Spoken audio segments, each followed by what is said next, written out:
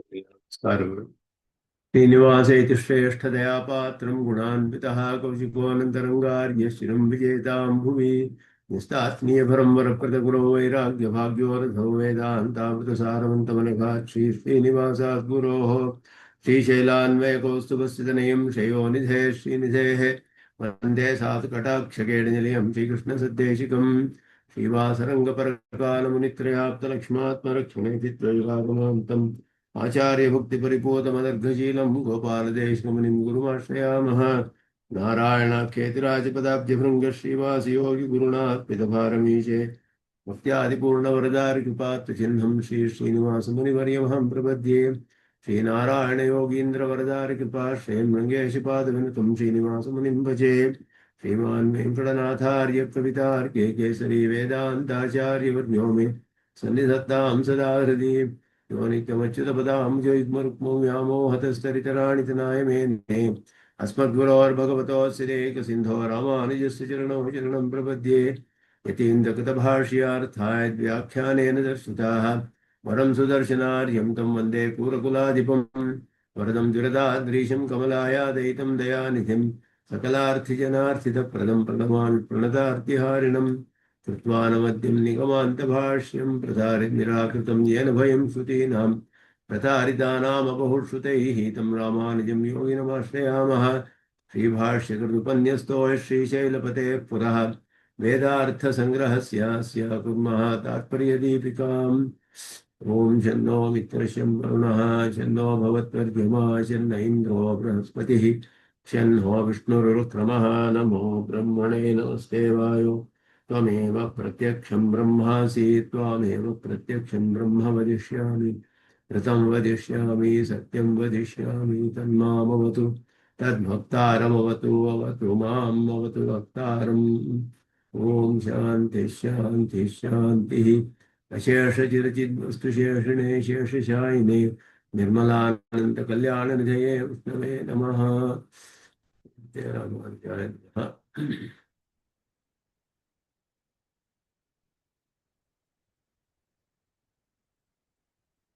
ವೇದಾರ್ಥ ಸಂಗ್ರಹದಲ್ಲಿ ಪರಮಾತ್ಮನ ದಿವ್ಯಮಂಗಳ ವಿಗ್ರಹದ ವರ್ಣನೆ ಮಾಡುತ್ತಿರುವ ಭಾಗದಲ್ಲಿ ಅದರಲ್ಲಿ ಸುದರ್ಶನ ಸೂರಿಗಳ ವ್ಯಾಖ್ಯಾನವನ್ನ ನೋಡ್ತಾ ಇದ್ದೀವಿ. ವಿಶೇಷವಾದ ಅರ್ಥಗಳನ್ನು ತಿಳಿಸ್ತಾರೆ. ಅದರಲ್ಲಿ ಪರಮಾತ್ಮನ ದಿವ್ಯಮಂಗಳ ವಿಗ್ರಹ ಅದರ ಆಶ್ಚರ್ಯವಾದ ಸ್ವರೂಪವನ್ನ ಅದರ ರೂಪವನ್ನೆಲ್ಲ ಭಾಷ್ಯಕಾರರು ಹೇಳುವಾಗ ಅಲ್ಲಿ ಕಪ್ಯಾಸಂ ಪುಂಡರೀಕಮೇವ ಕ್ಷಣಿ ಅಂತ ಹೇಳಕ್ಕೆ ಅನುಗುಣವಾಗಿ ಅದರ ವ್ಯಾಖ್ಯಾನವನ್ನ ಮಾಡುವಾಗ ಗಂಭೀರಾಂಬ ಸಮುದ್ಭೂತ ಸುಮೃಷ್ಟನಾಳ ರವಿಕರ ವಿಕಸಿತ ಪುಂಡರೀಕ ದಲಾಮಲಾಯತೆ ಕ್ಷಣ ಅಂತ ಅರ್ಥ ಮಾಡಿದ್ರು. ಅದರ ಒಂದು ವ್ಯಾಖ್ಯಾನವನ್ನ ಸುದರ್ಶನ ಸೂರಿಗಳು ಇಲ್ಲಿ ವಿವರಣೆ ಮಾಡ್ತಾ ಇರುವಂತಹ ಭಾಗ ಅದನ್ನು ನೋಡಿದ್ವಿ ಹೋದ್ಸತಿ ಪೂರ್ವ ಪಕ್ಷಿನೆಲ್ಲ ಹೇಳಿ. ನಮ್ಮ ಸಿದ್ಧಾಂತದಲ್ಲಿ ಹೇಗೆ ಅರ್ಥ ಮಾಡಿದ್ದಾರೆ ಅಂತ ಮೂರು ಅರ್ಥಗಳನ್ನ ಅಲ್ಲಿ ಕಪ್ಯಾಸಂ ಅಂತ ಹೇಳೋದಕ್ಕೆ ಮೂರು ಅರ್ಥಗಳನ್ನ ಮಾಡ್ತಾರೆ. ಕಪ್ಯಾಸಂ ಪುಂಡರೀಕಂ ಏವಂ ಅಕ್ಷಿಣಿ ಅಂತ ಹೇಳಿದಾಗ, ಕಪ್ಯಾಸಂ ಪುಂಡರೀಕಂ ಅಂತ ಹೇಳಿದಾಗ ಆ ಕಪ್ಯಾಸಂ ಶಬ್ದಕ್ಕೆ ಮೂರು ಅರ್ಥಗಳು. ಎಂತಹ ಪುಂಡರೀಕ ಅಂತ ಹೇಳಿದ್ರೆ ಗಂಭೀರಾಂಬ ಸಮುದ್ಭೂತ, ಆಳವಾದ ನೀರಿನಲ್ಲಿ ಬೆಳೆದಿದಂತಹದ್ದು. ಅದರಲ್ಲಿ ಕಮ್ ಅಂದ್ರೆ ಜಲಂ ಅಂತ ಹೇಳಿ ಅದಕ್ಕೆ ಆ ರೀತಿ ಒಂದು ಅರ್ಥ, ನೀರಿನಲ್ಲಿರುವುದು ಅಂತ ಹೇಳಿ. ಸುಮೃಷ್ಟ ನಾಳ ಅಂತ ಹೇಳಿ ಅದನ್ನ ನೀರನ್ನು ಕುಡಿಯೋದು ನಾಳ. ಕಂಪಿಬತಿ ಇತಿ ಕಪಿಹಿ ನಾಳ ಅಂತ ಅರ್ಥ ಮಾಡಿ ನಾಳದ ಮೇಲೆ ಇರುವಂತಹದ್ದು. ಇನ್ನೊಂದು ಆಸ್ಯತೆ ಕ್ಷಿಪ್ಯತೆ ಅಂತ ಹೇಳಿ ಸೂರ್ಯನ ಕಿರಣಗಳಿಂದ ವಿಕಾಸ ಹೊಂದುವಂತಹದ್ದು. ಕಂ ಅಂತ ಹೇಳಿದ್ರೆ ಕಂಪಿಬತಿ ಇತಿ ಕಪಿಹಿ ಸೂರ್ಯ ಆದಿತ್ಯ, ಅವನಿಂದ ಅಸ್ಯತೆ ಕ್ಷಿಪ್ಯತೆ ಅಂದ್ರೆ ಅವನಿಂದ ವಿಕಾಸ ಹೊಂದುವಂತಹದ್ದು ಅಂತ. ಕಪ್ಯಾಸ ಶಬ್ದಗಳಿಗೆ ಮೂರು ಅರ್ಥಗಳು. ಒಂದು ಆಳವಾದ ನೀರಿನಲ್ಲಿ ಇರುವಂತಹದ್ದು, ಸುಮೃಷ್ಟವಾದ ನಾಳದ ಮೇಲೆ ಇರುವಂತಹದ್ದು, ಸೂರ್ಯನ ಕಿರಣಗಳಿಗೆ ವಿಕಾಸ ಹೊಂದುವಂತ. ಈ ಮೂರು ವಿಶೇಷಣಗಳನ್ನು ಉಳ್ಳಂತಹ ಪುಂಡರೀಕದ ಒಂದು ದಳ.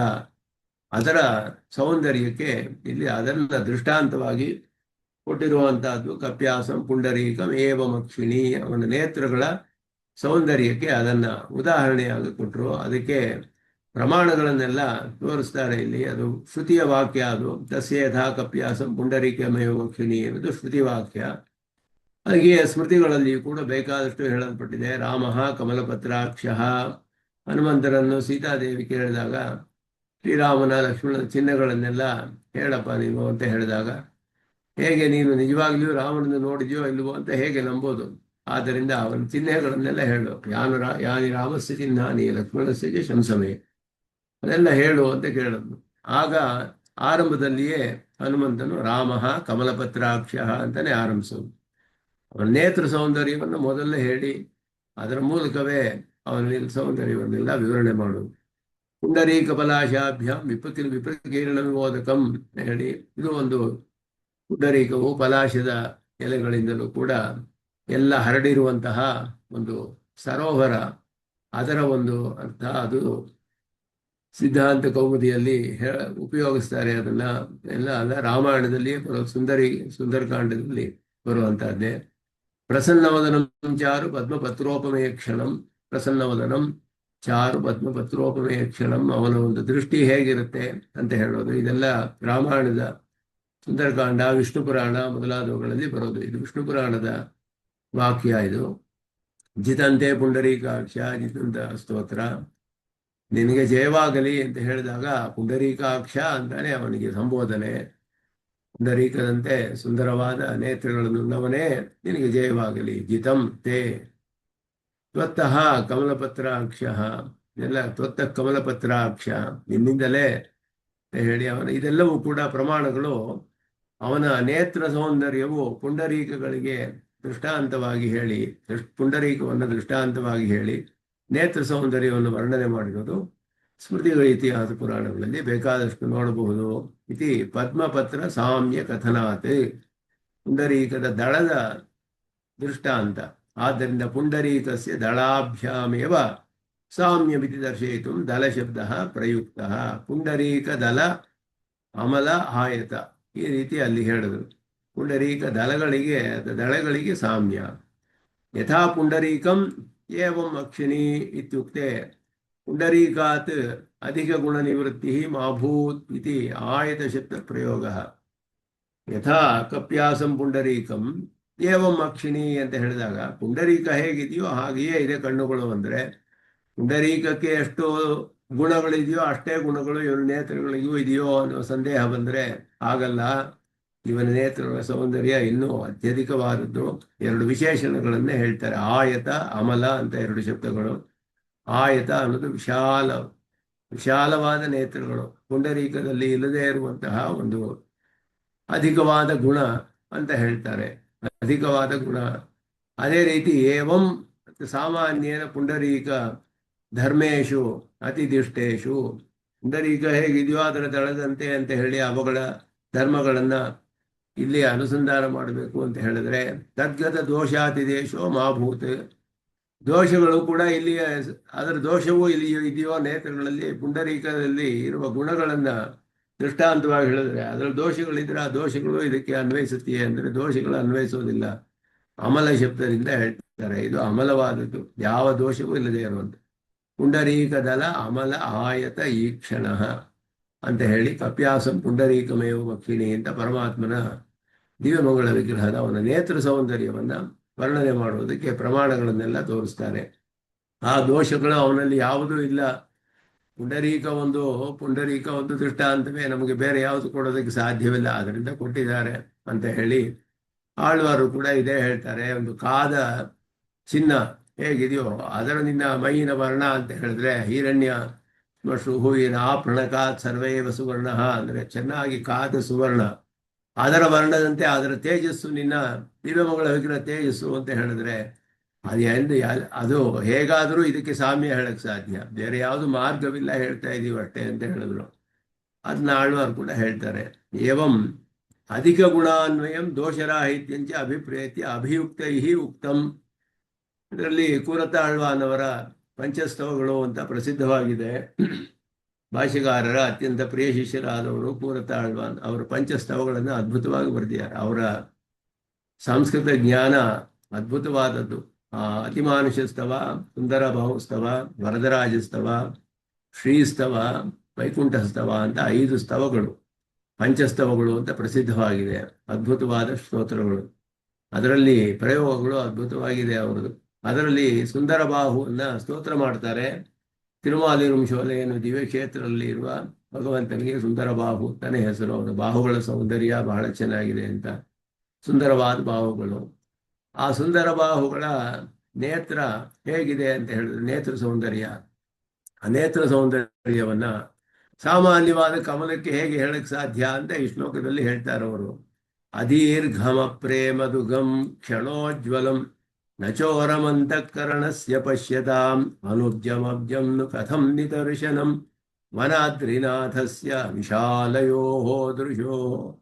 ವನಾದ್ರಿನಾಥ ಅಂತ ಅವನು ಸುಂದರ ಬಾಹು ಅಂತ ಭಗವಂತನ ನಾಮಧೇಯ. ವನಾದ್ರಿ ಅನ್ನೋದು ತಿರುಮಾಲಿರುಂಶೋಲೆ ಅಂತ ಹೇಳ್ತೀವಲ್ಲ, ದಿವ್ಯ ಕ್ಷೇತ್ರ ಮಧುರೈ ಹತ್ರ ಇರೋದು. ಅಲ್ಲಿ ಅವನ ಇರುವ ವನಾದ್ರಿನಾಥ ಸುಂದರ ಬಾಹು, ಅವನ ವಿಶಾಲವಾದ ನೇತ್ರಗಳಿಗೆ ಇದು ಹೇಗೆ ನಿದರ್ಶನವಾಗುತ್ತೆ? ಕಥನ್ನು ನಿದರ್ಶನಂ ಯಾವುದು ಅಂತ ಹೇಳಿದ್ರೆ ಅದೀರ್ಘಂ, ದೀರ್ಘವಾಗದೇ ಇರುವಂತಹದ್ದು. ಅದನ್ನು ಭಾಷೆಗಾರರು ಆಯತ ಅನ್ನುತ್ತೆ ಹೇಳಿದ್ರು. ವಿಶಾಲವಾದದ್ದು ನೇತ್ರಗಳು. ಆ ವೈಶಾಲ್ಯವಿಲ್ಲದೆ ಇರುವಂತಹ ಕಮಲ. ಅಪ್ರೇಮದುಘಂ, ಪ್ರೇಮವನ್ನು ಹೊರಸೂಸ್ತಾ ಇರುವಂತಹ ನೇತ್ರಗಳು. ಅವನ ದೃಷ್ಟಿ ಹೇಗಿದೆ ಅಂದ್ರೆ ದೃಷ್ಟಿಯಲ್ಲಿಯೇ ಪ್ರೀತಿಯು ಪ್ರವಹಿಸ್ತಾ ಇದೆ, ಪ್ರೇಮವು ಪ್ರವಹಿಸುವಂತಹ ಅದ್ಭುತವಾದ ನೇತ್ರಗಳು. ಹಾಗೆ ಇಲ್ಲದೆ ಇರುವಂತಹ ಕಮಲ. ಕ್ಷಣೋಜ್ವಲಂ, ಒಂದು ಕ್ಷಣ ಉಜ್ವಲವಾಗಿರುತ್ತೆ, ಸ್ವಲ್ಪ ಬಿಸಿಲು ಹೆಚ್ಚಾದ್ರೆ ಒಣಗು ಹೋಗುತ್ತೆ. ಇಂತಹ ಕಮಲ. ನ ಚೋರಂ ಅಂತಃಕರಣಸ್ಯ ಪಶ್ಯತಾಂ, ಪಶ್ಯತಾಂ ಅಂತಃಕರಣಸ್ಯ ನ ಚೋರಂ. ನೋಡ್ತಾ ಇರುವವರ ಮನಸ್ಸನ್ನ ಅಪಹಾರ ಮಾಡಬೇಕು, ಅಪಹಾರ ಮಾಡೋ ಹಾಗಿರ್ಬೇಕು. ಅವನ ನೇತ್ರಗಳು ನೋಡ್ತಾ ಇದ್ರೆ ನಮ್ಮ ಮನಸ್ಸನ್ನ ಅಪಹಾರ ಮಾಡಿಬಿಡುತ್ತೆ. ಈ ಕಮಲವು ಹಾಗೆ ಮಾಡೋದಿಲ್ವಲ್ಲ. ಪಶ್ಯತಾಂ ಅಂತಃಕರಣಸ್ಯ ನ ಚೋರಂ, ಇದು ನಮ್ಮ ಮನಸ್ಸನ್ನ ಹಾಗೆ ಅಪಹಾರ ಮಾಡೋದಿಲ್ಲ ಸಾಮಾನ್ಯವಾದ ಕಮಲ. ಅನುಬ್ಜಂ ಅಬ್ಜಂ, ಅಬ್ಜಂ ಅಂದ್ರೆ ನೀರಿನಲ್ಲಿ ಹುಟ್ಟುವಂತ ಈ ಕಮಲ.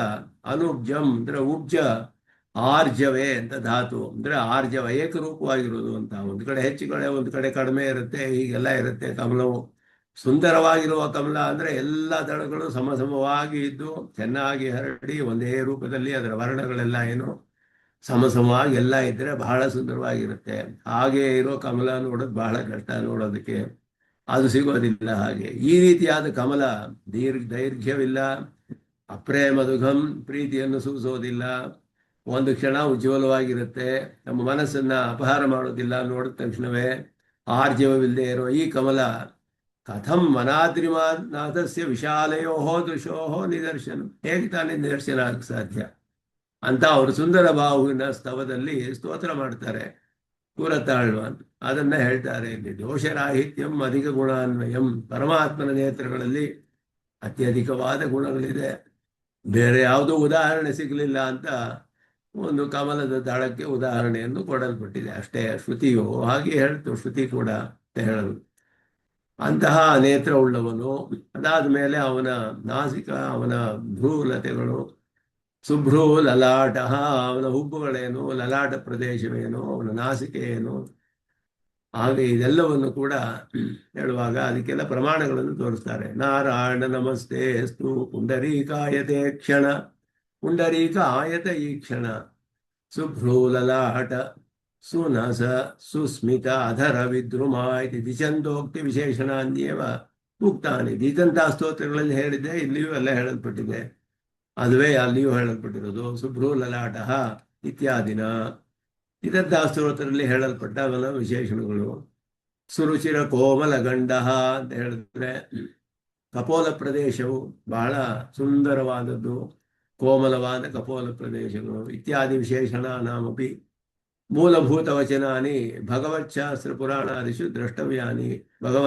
ಭಗವತ್ ಶಾಸ್ತ್ರಗಳಲ್ಲಿಯೂ ಪುರಾಣಗಳಲ್ಲಿ ಬೇಕಾದಷ್ಟು. ಸುಕಪೋಲಂ ಇತಿ ಪರಾಶರ, ವಿಷ್ಣು ಪುರಾಣದಲ್ಲಿ ಹೇಳ್ತಾರೆ ಸುಕಪೋಲಂ. ಹಾಗೆಯೇ ಕಂಬುಗ್ರೀವ ಮಹಾಹನು ಇತಿ ವಚನಮಭಿಪ್ರೇತ್ಯ ಕಂಬುಗ್ರೀಹವ ಇತ್ಯುಕ್ತಂ. ಮಹಾಹನು ಅಂದ್ರೆ ವಿಶಾಲವಾದ ಕಪೋಲ ಸ್ಥಳ ಉಳ್ಳವನು. ಕಂಬುಗ್ರೀಹವಾನ ಸುಂದರವಾದ, ಕಂಬು ಅಂದ್ರೆ ಶಂಖ ಅಂತ ಹೆಸರು, ಅದರಂತೆ ಸೌಂದರ್ಯವನ್ನು ಉಳ್ಳಂತಹ ಕತ್ತಿನ ಸೌಂದರ್ಯವು ಹೇಳಲ್ಪಡುತ್ತೆ ಅಲ್ಲಿ. ಕರ್ಣ ಕಿಸಲಯ, ಕರ್ಣಪಾಶ, ಕರ್ಣ ಕಿಸಲಯ ಒಳ್ಳೆ ಚಿಗುರಿನಂತೆ ಇರುವಂತಹದ್ದು ಅಂತ ಹೇಳಿ. ಪೀನವೃತ್ತಾಯತ ಭುಜ, ಪೀನವೃತ್ತಾಯತ ಭುಜ ಶ್ರೀವತ್ಸಲಕ್ಷಣ, ಶ್ರೀವತ್ಸಲಕ್ಷಣ ಇತಿ ಜಿತಂತಾವಚನಂ. ಇದೆಲ್ಲವೂ ಕೂಡ ಜಿತಂತ ಸ್ತೋತ್ರಗಳ ಪ್ರಮಾಣವೇ ಅದಕ್ಕೆಲ್ಲವೂ. ವಿಶಾಲವಕ್ಷಸ್ಥಲಃ ಮಹೋಲಸ್ಕೋ ಮಹೇಶ್ವಾಸಃ ಇತಿ ವಚನಂ.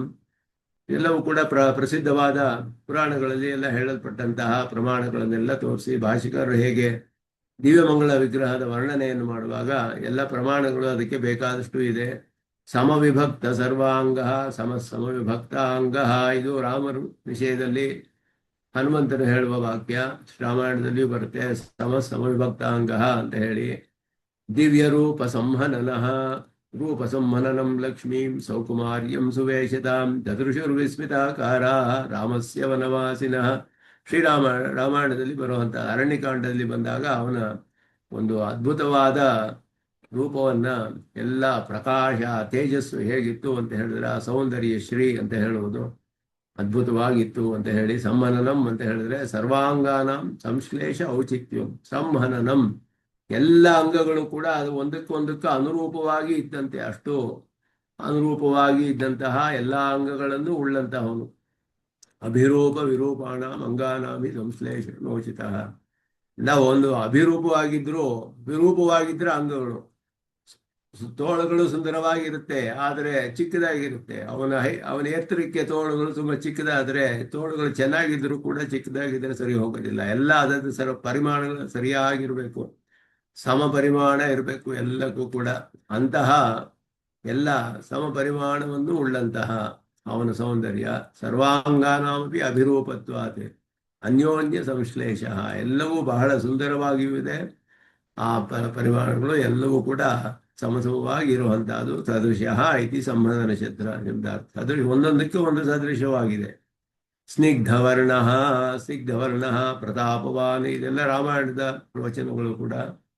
ಪ್ರಬುದ್ಧ ಪುಂಡರೀಕ ಚಾರು ಚರಣಯುಗಲ ತ್ವತ್ಪಾದ ಕಮಲಾದನ್ಯನ್ ನಮೇ ಜನ್ಮ ಮೇ ಕಿಂಚನ ಅಂತ. ನನಗೆ ತ್ವತ್ಪಾದ ಕಮಲಾದನ್ಯನ್, ನನಗೆ ನಿನ್ನ ಕಮಲಗಳ ಪಾದ ಕಮಲಗಳನ್ನು ಬಿಟ್ಟರೆ ನನಗೆ ಬೇರೆ ಆಶ್ರಯವೇ ಇಲ್ಲ ಅಂತ ಹೇಳಲು, ಅದನ್ನ ಹೇಳುವಂತಹದ್ದು. ಇದೆಲ್ಲ ಜಿತಂತಾಸುರದಲ್ಲಿ ಬರುತ್ತೆ. ಸ್ವಾನುರೂಪ ಪೀತಾಂಬರಧರ ತಸ್ಯ ಮಹಾರಜತಂ ವಾಸಃ.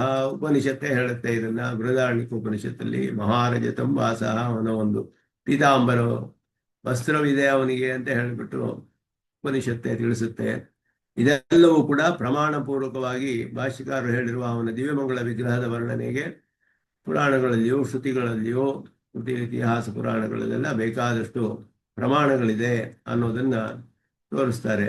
ಅದೇ ರೀತಿಯಲ್ಲಿ ಅಮಲ ಕಿರೀಟ ಕುಂಡಲ ಹಾರ ಕೌಸ್ತುಭ ಕೇಯೂರ, ಇದೆಲ್ಲ ಕೂಡ ಅವನ ದಿವ್ಯವಾದ ಭೂಷಣಗಳೇನು, ಎಲ್ಲವೂ ಕೂಡ ಅವನ ಆಯುಧಗಳೇನು, ಆಭರಣಗಳೇನು, ಎಲ್ಲವೂ ಕೂಡ ಹೇಳಲ್ಪಡುತ್ತೆ. ಧ್ಯೇಯ ಸದಾ ಸವಿತೃಮಂಡಲ ಮಧ್ಯವರ್ತಿ ನಾರಾಯಣ ಸರಸಿಜಾಸನ ಸನ್ನಿವಿಷ್ಟ ಕೇಯೂರವಾನ್ ಮಕರ ಕುಂಡಲವಾನ್ ಕಿರೀಟಿ ಹಾರಿ ಹಿರಣ್ಮಯವ ಭೂಧೃತ ಶಂಖ ಚಕ್ರ, ಇದೆಲ್ಲ ಅವನ ಆಭರಣಗಳೇನು, ದಿವ್ಯವಾದ ಆಭರಣಗಳೇನು, ಅವನ ಭೂಷಣಗಳೇನು, ಇದೆಲ್ಲವೂ ಕೂಡ ಹೇಳಲ್ಪಟ್ಟಿದೆ. ಇದೆಲ್ಲ ಪರಾಶರ ಬೃಹತ್ ಪರಾಶರ ಸ್ಮೃತಿ ಅಂತ ಹೇಳಿ ಈ ವಿಶೇಷಣಗಳೆಲ್ಲ ಅಮಲ ಕಿರೀಟ ಮೊದಲಾದ ವಿಶೇಷಗಳಿಂದ ಹೇಳಲ್ಪಟ್ಟಿದೆ.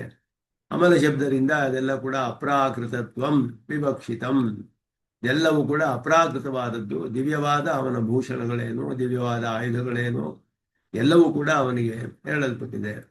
ಅನವಧಿಕಾತಿಶಯ, ಅಲ್ಲಿ ಅದು ಹೇಳುವಾಗ ಅತಿಶಯ ಸೌಂದರ್ಯಾಹೃತ ಅಶೇಷ ಮನೋ ದೃಷ್ಟಿ ವೃತ್ತಿ, ಎಲ್ಲರ ಒಂದು ಮನಸ್ಸನ್ನು ದೃಷ್ಟಿಯನ್ನು ಅಪಹಾರ ಮಾಡುವಂತಹ ಅವನ ಅನವಧಿಕಾಶಯವಾದ ಸೌಂದರ್ಯ. ಹಾಗೆ ರೂಪೋದಾರ್ಯ ಗುಣೈ ಪುಂಸಾಂ ದೃಷ್ಟಿ ಚಿತ್ತಾಪಹಾರಿಣಂ, ಅವನ ಎಲ್ಲವೂ ಕೂಡ ಅವನ ರೂಪ ಹೇಗಿತ್ತು ಅಂದ್ರೆ ದೃಷ್ಟಿ ಚಿತ್ತ ಅಪಹಾರಿಣಂ, ಅವನ ನಮ್ಮ ದೃಷ್ಟಿಯನ್ನು ಮನಸ್ಸನ್ನು ಎರಡನ್ನೂ ಅಪಹಾರ ಮಾಡುವಂತಹ ರೂಪ ರಾಮನದು ಅಂತ ಹೇಳಿ ಹನುಮಂತನು ಹೇಳುವ ವಚನ ಇದೆಲ್ಲ. ಸೌಂದರ್ಯಂ ಅಂದ್ರೆ ಅವಯವ ಶೋಭಾ, ಲಾವಣ್ಯಂ ಅಂದ್ರೆ ಸಮುದಾಯ ಶೋಭಾ ಅಂತ ಹೇಳಿ ಒಟ್ಟಿನಲ್ಲಿ ಎಲ್ಲ ಇರುವಂತಹ ಒಂದು ಶೋಭೆ. ಒಂದೊಂದು ಅವಯವಕ್ಕೂ ಇರುವ ಶೋಭೆಯು ಸೌಂದರ್ಯ ಅಂತ ಹೇಳಲ್ಪಡುತ್ತೆ. ಅದೆಲ್ಲವೂ ಕೂಡ ಸೌಂದರ್ಯ ಲಾವಣ್ಯವು ಎಲ್ಲ ಹೇಳಲ್ಪಟ್ಟಿದೆ.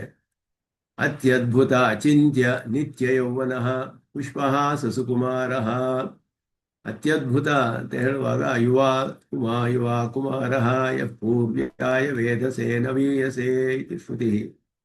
ಪೂರ್ವಿಯನಾದರೂ ಕೂಡ ನವೀಯಸೆ ಹೊಸ ಹೊಸದಾಗಿರ್ತಾರಂತೆ. ಅವನ ಅನುಭವಗಳು ಹೊಸ ಹೊಸ ಅನುಭವಗಳು. ಆರಾವುದು ಅಪ್ಪೊಳಿದೈಕ್ಕ ಅಪ್ಪೊಳಿದೆಯನ್ನು ಆರಾಮದಮೆ ಅಂತ ಆಳ್ವಾರ್ ಹೇಳ್ತಾರೆ. ಆ ಒಂದೊಂದು ಕ್ಷಣವೂ ನಿತ್ಯ ನೂತನವಾದ ಅನುಭವಗಳಾಗುತ್ತೆ. ಎಷ್ಟು ಸತಿ ನಾವು ದಿವ್ಯ ಕ್ಷೇತ್ರಗಳಲ್ಲಿ ಹೋಗಿ ಪರಮಾತ್ಮನ ಅವನ ಅರ್ಚಾಮೂರ್ತಿಯನ್ನ, ದಿವ್ಯವಾದ ಅರ್ಚಾಮೂರ್ತಿಯನ್ನು ಸೇವಿಸಿದ್ರು ನಮಗೆ ತೃಪ್ತಿ ಸಿಗೋದಿಲ್ಲ. ಒಂದೊಂದು ಸತಿಯೂ ಒಂದು ಹೊಸದಾದ ಅನುಭವಗಳು ಹೊಸದಾಗಿ ಕಾಣುತ್ತೆ. ಆಗ್ತಾನೆ ನೋಡ್ತಾ ಇರೋ ಹಾಗೆ ಅನ್ಸುತ್ತೆ ನಮಗೆ. ಆ ರೀತಿಯ ಅನುಭವಗಳೆಲ್ಲ ಆಗುವಂತಹದ್ದು ಅವನು ಪೂರ್ವ್ಯ. ಆದರೂ ಆದಿಯಾದವನು, ಎಲ್ಲರಿಗೂ ಆದಿಯಾದವನು. ಆದರೂ ಅವನು ನವೀಯಸೆ, ಹೊಸದಾದವು, ಹೊಸ ಹೊಸ ಅನುಭವಗಳು ಒಂದೊಂದು ಕ್ಷಣದಲ್ಲಿಯೂ ಕೂಡ ಅದ್ಭುತವಾಗಿ ಇರುವಂತಹ ಅವನ ಸೌಂದರ್ಯವೇನು ಎಲ್ಲವೂ ಕೂಡ ಹೇಳಲ್ಪಟ್ಟಿದೆ. ಪುಷ್ಪಹಾಸ ಸುಕುಮಾರ ಸೌಕುಮಾರ್ಯಂ ಸುವೇಶತಾಂ ಇತಿ ವಚನಂ ರೂಪಸಂಹನಂ ಲಕ್ಷ್ಮೀಂ ಸೌಕುಮಾರ್ಯಂ ಸುವೇಶತಾಂ. ಪುಷ್ಪಹಾಸ ಸುಕುಮಾರ, ಸುಕುಮಾರನಾದವನು, ಸೌಕುಮಾರ್ಯಂ ಪುಣ್ಯಗಂಧ ಸರ್ವಗಂಧ ಸರ್ವರಸಃ. ಇದೆಲ್ಲ ಶ್ರುತಿಯಲ್ಲಿಯೇ ಹೇಳಿರೋದು, ಛಾಂದೋಗ್ಯೋಪನಿಷತ್ತು. ತಸ್ಯಾನನಂ ಪದ್ಮ ಸಮಾನ ಗಂಧಿ. ನನ್ನ ಇದು ಪರಾಶರ ಭಟ್ಟರದು ಅಂತ ಕಾಣ ಸುಂದರಕಾಂಡದಲ್ಲಿ. ತಸ್ಯಾನನಂ ಪದ್ಮ ಸಮಾನ ಗಂಧಿ, ಸುಂದರಕಾಂಡದ ಶ್ಲೋಕವೇ ಅದು. ಸಮುದ್ರೈವ ಗಾಂಭೀರ್ಯೇ ಅಂತ ಹೇಳುವಾಗ ತ್ರೈಲೋಕ್ಯ ಆಕ್ರಮಣ ಪ್ರವೃತ್ತ ಗಂಭೀರ ಭಾವ. ಅವನ ಗಾಂಭೀರ್ಯ ಹೇಗಿತ್ತು ಅಂದ್ರೆ ಸಮುದ್ರದಂತೆ ಅಷ್ಟು ಗಂಭೀರವಾಗಿತ್ತು, ಅಂದ್ರೆ ಅಷ್ಟು ಆಳವಾಗಿ ಇತ್ತು ಅಂತ ಹೇಳಿಬಿಟ್ಟು ಸಮುದ್ರದ ವಿಷಯದಲ್ಲಿ ಆಳ ಅಂತ ಹೇಳಲ್ಪಡುತ್ತೆ. ಗಾಂಭೀರ್ಯ ಅಂದ್ರೆ ಆಗಿತ್ತು ಅನ್ನೋದು ಹೇಳ್ತೀವಲ್ಲ, ಹಾಗೆ ಗಂಭೀರ ಸ್ವಭಾವ ಅಂತ ಹೇಳೋದು. ಕರುಣಾಪೂರ್ಣ ದೃಷ್ಟಿಭ್ಯಾಂ ದೀನಂ ಮಾಂ ಅವಲೋಕಯ. ನನ್ನನ್ನು ನೋಡಪ್ಪ ನಿನ್ನ ಕರುಣಾಪೂರಿತವಾದ ದೃಷ್ಟಿಯಿಂದ ಅಂತ ಹೇಳುವಂತಹದ್ದು ಜಿತಂತ ಸ್ತೋತ್ರವೇ ಅದು ಕೂಡ. ಏವಂ ಯಹ ಏಷಃ ಅಂತರಾದಿತ್ಯೇ ಇತ್ಯಾದಿ ವಾಕ್ಯಸ್ಯ ಅರ್ಥಃ ಉಕ್ತಃ. ಯಹ ಏಷಃ ಅಂತರಾದಿತ್ಯೇ ಹಿರಣ್ಮಯ ಪುರುಷೋ ದೃಶ್ಯತೆ ಹಿರಣ್ಯಶ್ಮಶ್ರುಃ ಹಿರಣ್ಯಕೇಶಃ ಆಪ್ರಣಖಾತ್ ಸರ್ವೈವ ಸುವರ್ಣಃ ತಸ್ಯ ಯಥಾ ಕಪ್ಯಾಸಂ ಪುಂಡರೀಕಂ. ನಿತಾಂತ ಅಂದ್ರೆ ನಿತಾಂತ ಅಂದ್ರೆ ಅರ್ಥ ಏನು? ನಿತಾಂತನ ಅದೇ ಇದೇನು ಹೇಳಿದ್ರಲ್ಲ, ಅಂತರಾದಿತ್ಯೇ. ಅಲ್ಲ ಅಲ್ಲ, ಇದಕ್ ಹಿಂದೆ ನಿತಾಂತ ಮತ್ತ ಏನೋ ಭಗವಂತನ ವರ್ಣನೆ ಹೇಳಿದ್ರಲ್ಲ. ಕರುಣಾಪೂರ್ಣ ದೃಷ್ಟಿಭ್ಯಾಂ ದೀನಮ್ಮ ಜಿತಂತ ಸ್ತೋತ್ರ ಅಂತ ಹೇಳಿದೆ. ಜಿತಂತ ಸ್ತೋತ್ರ, ಜಿತಂತ ಸ್ತೋತ್ರನಾ? ಜಿತಂತ ಸ್ತೋತ್ರ ಅದಲ್ಲೇ ಅದಕ್ಕೆ ಅರ್ಥ ಏನು? ಜಿತಂತ್ರ ಸ್ತೋತ್ರ ಅಂದ್ರೆ ಅದಕ್ಕೆ ಅರ್ಥ? ಜಿತಂತ ಸ್ತೋತ್ರ ಅನ್ನೋದು ಒಂದು ಐದು ಪಾಠಗಳಲ್ಲಿ ಇದೆ. 5 ಸ್ತೋತ್ರಗಳು ಜಿತಂತ ಸ್ತೋತ್ರಗಳು ಅಂತ. ಅದು ಆರಂಭಿಸೋದು ಜಿತಂತೆ ಪುಂಡರೀಕಾಕ್ಷ ಅಂತ ಆರಂಭಿಸುತ್ತೆ. ಅದಕ್ಕೆ ಜಿತಂತ ಸ್ತೋತ್ರ ಅಂತ ವರ್ಣದಿಂದ ಶುರುವಾಗುತ್ತೆ ಅಂತನಾ? ಜಿತಂ ತೇ, ನಿನಗೆ ನಿನಗೆ ಜಯವಾಗಲಿ, ನಿನಗೆ ಜಯವಾಗಲಿ, ಪುಂಡರೀಕಾಕ್ಷನೇ ನಿನಗೆ ಜಯವಾಗಲಿ. ಜಿತಂತೆ ಪುಂಡರೀಕಾಕ್ಷ ನಮಸ್ತೆ ವಿಶ್ವಭಾವನ ಅಂತ ಹೇಳ್ತೀವಲ್ಲ. ನಮಸ್ತೆ ಸ್ತುತಿ ಋಷಿಕೇಶ ಮಹಾಪುರುಷ ಪೂರ್ವಜ ದೇವಾನಾಂ ದಾನವಾನಾಂಚ ಸಾಮಾನ್ಯಮಧಿದೈವತಂ. ಜಿತಂತ ಸ್ತೋತ್ರ ಆರಾಧನೆಯಲ್ಲಿ ಕಡೆಯಲ್ಲಿ ಹೇಳ್ತೀವಿ ದಿನವೂ ಅದನ್ನ. ಅದರಲ್ಲಿ ಒಂದು 3-4 ಪಾಠ ಭೇದಗಳೆಲ್ಲ ಇದೆ ಅದರಲ್ಲಿ. ಅದು ಹೇಳುವಂತಹ ಸ್ತೋತ್ರ ಜಿತಂತೆ ಜಿತಂತೆ ಅಂತ, ಪುಂಡರೀಕಾಕ್ಷ ಅಂತ ಹೇಳುವಂತ. ಅದರಲ್ಲಿ ಅವನ ದಿವ್ಯಮಂಗಳ ವಿಗ್ರಹದ ವರ್ಣನೆಗಳೆಲ್ಲ ಬರುತ್ತೆ. ಅದನ್ನ ಪ್ರಮಾಣವಾಗಿ ಇಲ್ಲಿ ತೋರಿಸ್ತಾರೆ. ಇದೆಲ್ಲವೂ ಕೂಡ ಶ್ರುತಿಯಲ್ಲಿ ಹೇಳಲ್ಪಟ್ಟ ಅಂತರಾದಿತ್ಯ ವಿದ್ಯೆ ಅಂತ ಹೇಳಿ ಛಾಂದೋಗ್ಯೋಪನಿಷತ್ತಿನ ವಾಕ್ಯ. ಆದಿತ್ಯ ಮಂಡಲದಲ್ಲಿ ಇರುವ ಪುರುಷನ ಒಂದು ಉಪಾಸನೆಯು ಅಲ್ಲಿ ಹೇಳಲ್ಪಡುತ್ತೆ. ಅಂತರಾದಿತ್ಯ ವಿದ್ಯೆಯಲ್ಲಿ ಅವನಿಗೆ ಒಂದು ದಿವ್ಯವಾದ ರೂಪವನ್ನು ಹೇಳಿ ಅಂತರಾದಿತ್ಯ ಪುರುಷ ದೃಶ್ಯತೆ ಹಿರಣ್ಯಶ್ಮಶ್ರುಃ ಹಿರಣ್ಯಕೇಶಃ ಪ್ರಣಖಾತ್ ಸರ್ವೈವ ಸುವರ್ಣಃ ತಸ್ಯ ಯಥಾ ಕಪ್ಯಾಸಂ ಪುಂಡರೀಕಮೇವ ಮಂತ್ರಿಣಿ. ಇದೆಲ್ಲ ಹೇಳಿ ಅವನ ದಿವ್ಯವಾದ ಒಂದು ಇದು ಹೇಳುತ್ತೆ. ಅದೆಲ್ಲವೂ ಕೂಡ ಇಲ್ಲಿ ಹೇಳಿ ಸಚ ನಿಖಿಲ ಜಗದುದಯ ವಿಭವ ಲಯಲೀಲಃ ನಿರಸ್ತ ಸಮಸ್ತ ಹೇಯ ಸಮಸ್ತ ಕಲ್ಯಾಣ ಗುಣನಿಧಿ ಸ್ವೇತರ ಸಮಸ್ತ ವಸ್ತು ವಿಲಕ್ಷಣ ಪರಮಾತ್ಮ ಪರಬ್ರಹ್ಮ ನಾರಾಯಣ ಇತಿ ಅವಗಮ್ಯತೆ ಅಂತ ಹೇಳಿ ಅದನ್ನ ತದ್ಧರ್ಮೋಪದೇಶಾತ್ ಅಂತಹ ತದ್ಧರ್ಮೋಪದೇಶಾತ್ ಅಂತ ಸೂತ್ರ. ಅವನ ಧರ್ಮವು ಹೇಳಲ್ಪಟ್ಟಿದೆ. ಆದಿತ್ಯ ಮಂಡಲದಲ್ಲಿ ಇರುವವನು ಪರಮಾತ್ಮನೇ. ಅವನ ಅಸಾಧಾರಣವಾದ ಧರ್ಮಗಳೆಲ್ಲ ಅಲ್ಲಿ ಹೇಳಲ್ಪಟ್ಟಿದೆ ಅಂತ ಹೇಳಿ ಅದನ್ನ ಯಾರು ಅದಕ್ಕೆ ವಿಷಯವಾದ ಪ್ರತಿಜ್ಞಾ ಖಂಡಕ್ಕೆ ಛಾಂದೋಗ್ಯೋಪನಿಷತ್ತಿನ ಅಂತರಾದಿತ್ಯ ವಿದ್ಯೆಯಲ್ಲಿ ವಿಷಯವಾಕ್ಯವಾಗಿ ಹೇಳಲ್ಪಟ್ಟ ಅಂತರಾದಿತ್ಯ ಹಿರಣ್ಮಯ ಪುರುಷ ಅಂತ ಪುರುಷ ಯಾರವನು? ಅಂತ ಹೇಳಿದ್ರೆ ನಾರಾಯಣನೇ ಅಂತ ಇಲ್ಲಿ ಹೇಳ್ತಾರೆ. ಪ್ರತಿಜ್ಞಾಖಂಡಸ್ಯ ಅರ್ಥಮಾಹ ಸಹ.